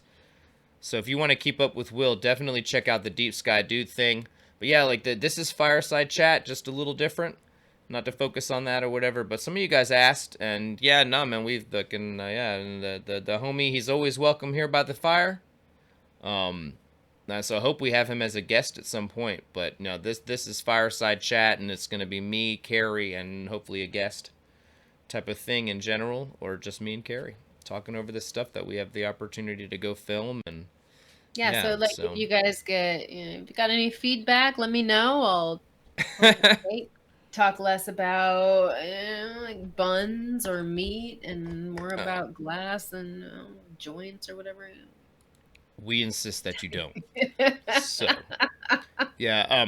You guys got those numbers in? What's up? Do I have to talk about Patreon more or something? Molten Mike put a 19 in just recently, and okay. I think we're kind of winding down. But you know, do you have anything to say about FAM? We're headed to FAM this weekend. Yeah, well, you know, we were talking about that a bit there. But yeah, let's talk about FAM, just in case you guys aren't familiar. I know, you know, we spent quite a bit talking about it on some earlier episodes.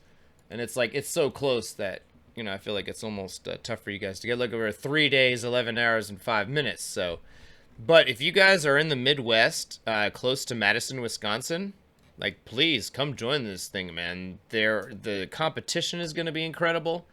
You can register as an artist to get in and do all the things. You know, gosh, I'm less... The Freak Fest party? I know, that's exactly what I was like, man, where is that on the thing? You know, I'm going to just pull up the Instagram real quick because that's where it's really happening. This show is lit, you guys. It's a new show, but it's taking the place of Glass Roots, which moved to Asheville. So for those of you guys on the East Coast now, you have a whole new option. But for those of you who have been enjoying Glass Roots, this is the new thing. This is the freaking FAM party. This is going to be great. It's all going to be great. So, gosh, well, let's find the competition lineup. Here we go. Freak, Huffy, you guys have seen him from the Champ stuff. Josh Mazet, you guys remember him from that incredible Boro Dichro demo that he did recently. I filmed that out at the Beat Expo. Kevin Beecher, the Melt homie. Both of these guys are some of the founders of Melt. The Wisco Kid, Terry Sharp. I'm not going to read the whole list, but these are all awesome people. Shayla's going to be there, yeah. Yeah, Windstar Glass, the Dowg. Danny Parker, that's not but Ethan Windy, right? No, that's Danny White. Oh, Danny White. Yeah, something like that. You're right. All right, and then guys, look at the prizes in this, man. Samurai Torch. Okay, man. Yeah. Yeah, there's some sweet prizes there. There's a lot going on at this show. So, guys, if you are anywhere near this thing, excuse me, yeah, definitely get on out. Like, the homies. Look at that torch, you guys. Apparently somebody's saying they made it the same weekend as the Cannabis Cup. Oh, yeah, you know, that is true. I heard about that. Somebody Where's the posted Cannabis on it. Cup? They were like, ah, da, da, da, and I thought about that for a minute. I was like, I'm not trying to tell the homie what to do or nothing, but I thought about that. It was what I did. Like, that was, I mean, for about 3 days, I sat on that notion, I think, as I recall. I When was you're like, planning events, it's really hard to take into account all the other events that are out there and they're happening and actually schedule something that's not happening during anything else, especially the more these events grow. But yeah, well,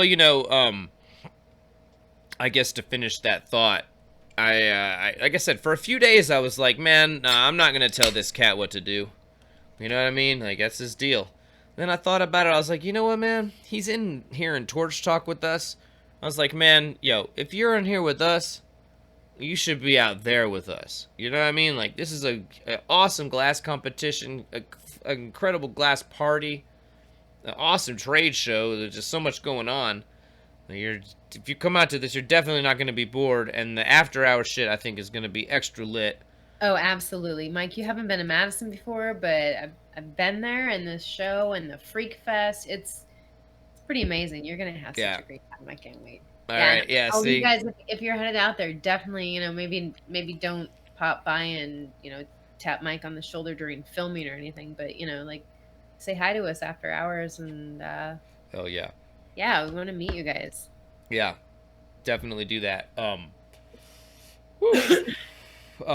Gosh, smoky in here. Am I right? What's going on? What's going on? Is there fire? What happened? I don't know what happened. Smoke inhalation.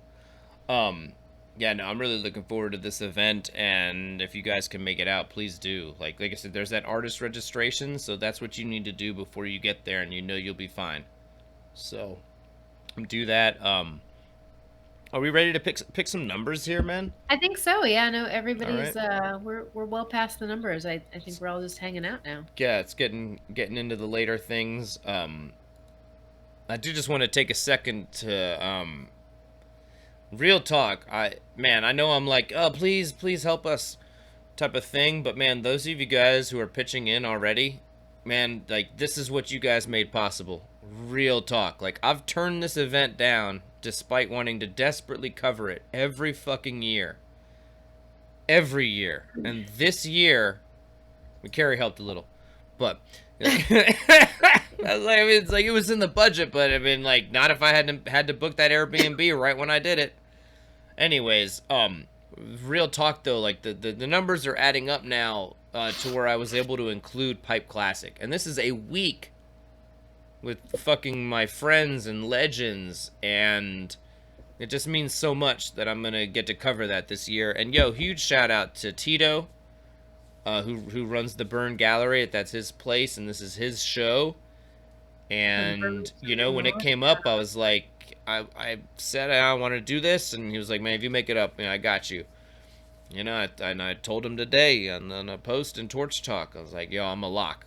We got the thing covered. And he's like, fuck yes, all right, got it. And yeah, this is a real one. Like, no bullshit. Like I said, for years I've wanted to do this event, and it just was not possible, yo. Like, to like, Vermont, having to cover a place for over a week there. I mean, it's like the event is 5 days, but I need a day before to get there, and so I'm not showing up the day of and all that shit, that sort of thing. And then Vermont is just not cheap. Like, to get there, it all adds up, like, big time.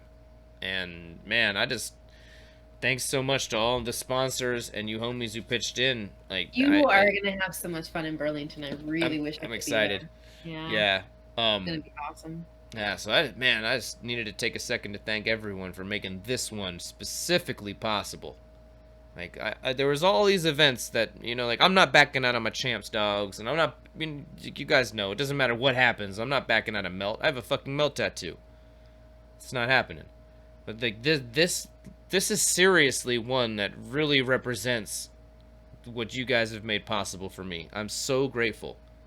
So I just wanted to take a second to say that's why I do all these giveaways and all this shit, because you guys have given me everything I've really ever wanted to do with this. Like, all I really ever wanted to do was cover this thing, and you know, from the moment we had that gas conference thing in 2017, especially, was when I realized it was like, Yeah. I have an important role to play here. You know, capturing this stuff.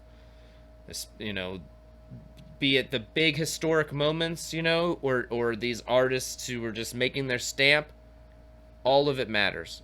All of it is a positive thing to capture. So that's what you guys have made possible. Even if you can't pitch in on the Patreon, don't worry about that shit. Just being here with us, being part of this party, is what really makes this possible. So, anyways, all right, let's actually pick some numbers, give some shit away. Yeah. I didn't. What are we giving away? I was saying we're gonna give away some of like the Hunger Fund extra packs, because I've got some extras right. of these left over. We got some tote bags from What? Champs to give away too. There's Tote bags? 3 Champs tote bags. Where are those? I think they're hanging up in the closet. They're hanging?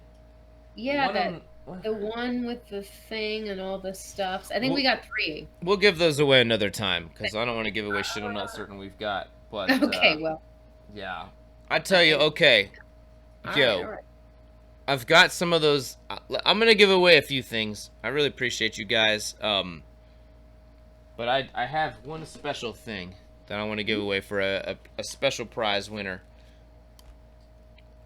Oh yes. I know, right? I was like, man, part of me wants to just keep this fucking thing. Everybody needs the smokeless focus, so you can actually examine what you're smoking. Yeah, this thing is dope. It's got a built-in light and a magnifying glass for whatever you put into this container.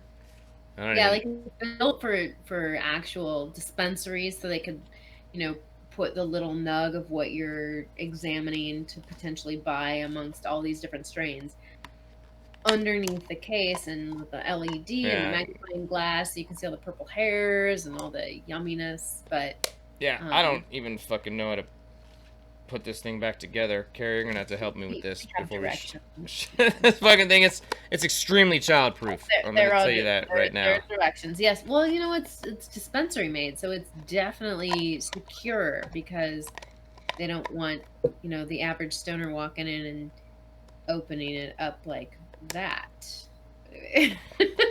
Okay, well, whatever, guys. Yo, this thing's pimp as shit. I got one of these and a sticker pack for somebody. And then I got a couple of those things. So let's pick some numbers. Is everybody's numbers in? I think so. Nobody's added anything. All right. Everybody's like, shut the fuck up, Mike. Let's do this. I mean, Pearl, she's totally ready. Pearl is ready. What are the numbers already? Yeah. All right. Pearl is ready. Big Pearl. Give me some tuna. Oh no, she's hungry over there. She's getting a snack. Yeah, but we can check her out. We could. All right, let's do this. Where's Pearl came? All right. Anyways, all right. Yeah. What was it? 1 through 200? I think you said 200. All right. Here we go. Okay, the first winner is for the Smokus Focus device that I cannot figure out how to close. But I'll figure it out before we actually put it in the mail. And a sticker pack. Yes. Who's ready for this shit? Clickety, clickety, clickety, clack. 7. Ooh, wow. Ooh. I know, right? Like, number 7. I didn't see that shit coming. I don't know why, but I just didn't see that shit coming. Who's number 7? Okay, I've got who's one of 10, or who's the closest to 7? There are lots and lots of 70s and 127s and I have a 17, but I haven't checked other numbers. All right. All right,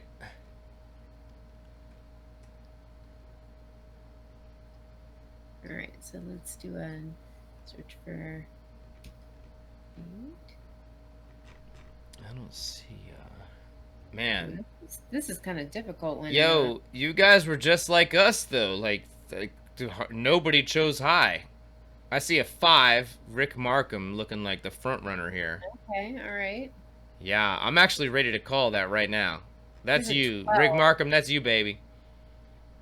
Oh yeah. Yeah, Rick, hit me up on either email mikemason@gmail.com or on Facebook. Those are the things I pay attention to. And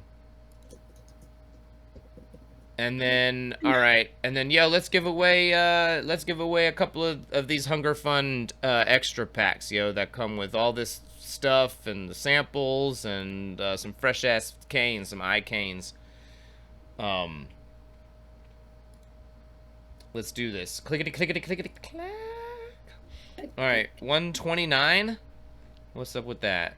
Nobody. I'm gonna go down. You go up. Or Or you're you gonna go can down. and Okay. I'll go up. All right. Oh. All right. All right. I've got an angry Smurf with 127. 127. Ooh, that's. I see Followed Doc by Roberts though. Yeah. So Which one was first? Ooh, Angry Smurf was first. Says Angry Smurf. Yeah, Doc Roberts. I am sorry, my friend. All right. What was the number 129? Did you go up? I don't know. Doc, I miss you though, dog. You should definitely join us for a fireside chat, man. Oh, there's a 131 also. Hmm? Is that closer? No way. What was it? 127? A tie. That's not a tie. Oh, it is. You're right. Oh, damn. Oh, fuck. We got a tie? Does that mean they each get the last 2? All right. No. That means we're going to have a face-off. So it's 131 and 127. Here we go. Clickety, clickety, clickety, clickety, clickety, clack. All right. And that is the lower number. So whoever was lower. Sorry, Hanoun. You did just win. Yeah, you did just win, dog. You just won, baby. Come on. That's Angry Smurf Glass, then? Oh, all right. Angry Smurf. Angry Smurf. All right. Is the winner. Get at me, dog. Wait, who's the first winner so I can record this? The first winner was Rick James. No, it was Rick Markham. Rick's, right. yeah. Oh, is he? What? Fuck yeah. All right. Yeah. That's what's up. Okay. All right. Yo, and then I wanted to do one more, right? Fuck it. You guys, man, I really do appreciate so many of you guys tuning in. If there had been like 50 people here, I'd just been like, whatever, here's a fucking sticker. Everybody gets a sticker. No, I'm just playing. all right, here we go. Let's pick a third winner. Fuck this shit. Clickety, clickety, clickety, shoot the clack. 70. Ooh, okay. I'm gonna go down, baby. Yes, you are. Ooh, 69. There's 3 69s. This is 169. You guys never let us down. Oh my god, it's all 169s. So no 69s. Oh really? All right. Well, I see a 76. Excuse me. Oh, I have a 66. Greg Hoke. 66. Greg Hoke. 66. That sounds closer. Is that closer? That is. No, that's 4 verse 2. So Yeah, all right. Greg Hoke. Congratulations, Greg. Hold on. This. Well, you know. I mean, I think you're right. I just wasn't finished doing a double check. 70, 69. And it is. It's 4 away. It is a total disaster when you fuck this stuff up. So I really like to double check. Yeah. So it really all right, is. so that's 4 away. So that would be 71, 2, 3, 4. That's Greg. That's you, Greg. 74 or closer. No, that's Greg. Oh, and look who did decide to show up. Hey, Big Pearl. Well, hello. Hi, dude. Big Pearl, you guys, I don't mean to bring anybody down, but poor Pearl was diagnosed with cancer. She is. Yep. On the plus side, though, I mean, it's a plus side. I don't know, whatever. But so after FAM, the week after that, we are headed down to Kansas City. There's a veterinary conference. Yep. And because I work with HVO and we sell oxygen equipment, we've got another market, and that's the veterinary market. We've got an aquaculture market as well, but we're going to head down to the Fetch show in Kansas City, and the veterinarian is bringing Pearl's case so that, all the newest research or the, I don't know, like there are hospitals that have vets that specialize in this kind of care, so Pearl's case is going to be examined. She got x-rays taken, and we'll see if we can, what we can do. And Mike, in the meantime, has researched some CBD to, keep her all happy That's and Irie cat here now. Yeah. yes. Oh, good cat.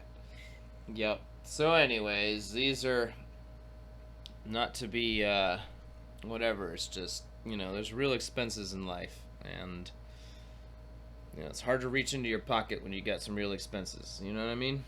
Um, and anyways, yeah. So, yeah, I should have just left that on the cutting room floor. But whatever. It's okay. It's okay. Yeah, these Girl, things good. happen, homie, and it's just it's why we got to take these minutes to appreciate the time we Hashtag have with the people we love and such. And I appreciate all you guys out there for real. Like this party that we have. I was even just telling Carrie's dad about this actually. Talking about how doing the show like every Tuesday is sometimes the social gathering to me is more important than necessarily what it is we're doing. I mean, yeah, we're gonna have some dank glass to share and it's gonna be good, but just having everybody be able to get together um, like this, and the way the group has become a forum for everybody. And I don't know, we were talking about like I don't know, a show recently. I was getting a little reminiscent about like my college days and just this table where we always just smoked cigarettes, and me and all my friends and people from all over, we'd all bullshit around, and sometimes we go off and get high, whatever it be. But this was and it's the more I've been thinking about it, and the more I realize that I've been trying to create that sort of social space, where everybody can get along and relax together and have a laugh and appreciate the things that we appreciate together. So just thanks so much to you guys for all being part of this positive crowd and making this thing sincerely beneficial for me, and and I hope that's translated to something beneficial for all of you out there. It means a lot. So anyways, all right, we're getting pretty rambly here. Thank you everybody for joining in. How about Thank that you. Melboro Derby? No, it's like changing the topic or whatever. Yeah, I'm just trying to remember it. Vaguely, I recall, but I don't know if this is just my own brain constructing this. But a Boro Derby in the cafeteria hall. But Yeah, I'm pretty sure it could be was. wrong. I'm almost certain Yeah. it was. I'm being total. Way to bring that back up, but no. But yeah, anybody that's a fam, definitely fam this weekend. Say hey at some point, maybe not while Mike's behind the camera or whatever, and I think I'm going to be helping him with the camera. But yeah, anytime after hours, please stop by and say hey, and I'm going to talk to you guys and see you up there. And then the next event after that is Melt, right? Yep, that is right. Melt is the next one, and then Pipe Classic, which again, you guys, I'm really excited about this one. Like I said, this one is in many ways to me like I had all these shows that I knew I needed and wanted to cover, but this one, I'm really excited to see this one with a proper camera on. I know they've got like webcams and stuff set up during the show, but yeah, they do. They really did. We can show you some of those actually. Having you on, that's going to be much better documentation. Well, perhaps I don't know what they're gonna do exactly, but gosh, and you guys, if you want to like see footage from all these events, like the movies are online. So if you just type Pipe Classic, like in YouTube or whatever, you get it. Turn this off because we don't want to get a thing. They've got the movies up from all these previous years. Well, look at this. This is really beautifully shot.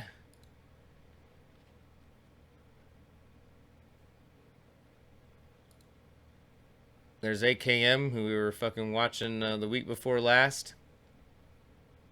This is the year I think he won this with like a ridiculous like cut in half skull piece or whatever in it. They show the... There he is, yep. Called it. Nice. Yeah, totally. This is, anyways, yeah, so guys, all these movies are actually like online. If you go to the Burn Gallery's channel, not to like, use their stuff. And then here, okay, so these are the streams that I was talking about. It's not blind, right? Okay, good deal. Yeah, like hardly anybody tuned in. I remember I was posting about him in Torch Talk, like, come on guys, let's watch these together, but nobody really tuned in. Whatever, is a slow time of the year on Facebook. Anyways, look at all these streams that they have on all these different artists. Like Captain Crunk was live for fucking hours and 84 people watched. What the fuck? Wow, 6 hours? He was live for Damn. 6 fucking hours, you guys, and 84 people tuned in. Oh, that could be part of it. 6 hours. Well, you know, I mean, granted it's 6 hours, but it's like, damn, you get to watch a fucking master. Here he is making a joint. And all these are still online, you guys. But yeah, no, this is... I'm very much looking forward to having my camera on this. Mm-hmm. You hear Serto with 69. There's Mike Ramen up to the side. So yeah, guys, this is what it is, though. Everybody's gonna have their space and be out here crushing. Here's another 5-hour stream, you guys. Like, holy shit. And look, Chad Lacey popped in to fucking watch. Serto's work is so wet. I like that adjective. That's my new glass adjective, you guys. So wet. Yeah, fuck yeah. That pipe is wet, dog. Hell yeah. Wait, it's a wet pipe or is it a dry pipe? I'm confused. Yo, and that ramen over there, he did the piece that had like all these different classic shapes, but all in black. So there's the black tube that he used. How cool is that to watch? He's got his torch moving around. It's crazy. Anyways, guys, this is what's up. So if you guys maybe give them a subscribe, that may be part of the reason. Like, you know, like I did my best to spread the word, and we're gonna do that again. But maybe give them a subscribe here, because they're gonna be live again this year. I don't know if it's gonna be like this or what. I will say one thing I want to do here is mount my phone on top of my camera, so that, you know, like as I'm moving around and filming, like it'll be a wide view, but you guys can maybe be along with me. And that's something that I want to do before Pipe Classic. Melt, it's not going to happen. The service is there is weird. You guys will get to watch Melt 2019 either in person or over the, you know, like in 2020, you know, or whatever. Probably right after, and then throughout 2020. I mean, even now, look, the one we watched tonight with Rosburg was from last year's Melt. So that's, you know, we'll be watching shit from this year's around the same time frame. But anyways, yeah, Pipe Classic is hopefully there'll be a good service there. And that's what I want to do. I've got the whole thing mapped out. I've got like the clip for the phone and the slide-in thing. I just haven't had a chance to test it, but we will before then. So yeah, I don't know exactly what the deal will be, but I hope to do some of those streams like that, but maybe a little higher resolution and maybe follow them a little closer, you know? So, regardless, I don't know. I'm just super excited to be part of this Pipe Classic thing and to be able to capture this. Like, the lineup's incredible. You know, Mattis Cookies, like, is my first teacher, somebody I respect so much. I don't know exactly what's happening, but I can tell you right now that Mattis Cookie is being fully covered, period. Excellent. Yeah, man, I mean, he's like next level. Really, really, really good. Anyways, gosh, man, I feel like that's as good a time as any to wrap it up, man. Did anybody have any questions? I think so, yeah. Guys, thanks again so much for tuning in. Like, man, I've really enjoyed being back on the being live with you guys every week and having this thing and being able to talk glass and crack some jokes and have some fun with the homies. Man, this is, yeah, like I said, it's been a really positive thing for me. So, and I hope it has for y'all. I'll say goodnight. I'm gonna hand it off to Carrie to bid you guys a farewell. Well, thank you everybody for joining in. It's been a pleasure as always. Thanks for putting up with my ramblings and the master mic of many words. Yeah, we'll see you guys at the next couple events, and thanks for your support. We really, really appreciate it. It lets us do more for you. So keeps the party rolling. That's all I got. Thanks. All right. That's what's up. Thanks, everybody. Good night.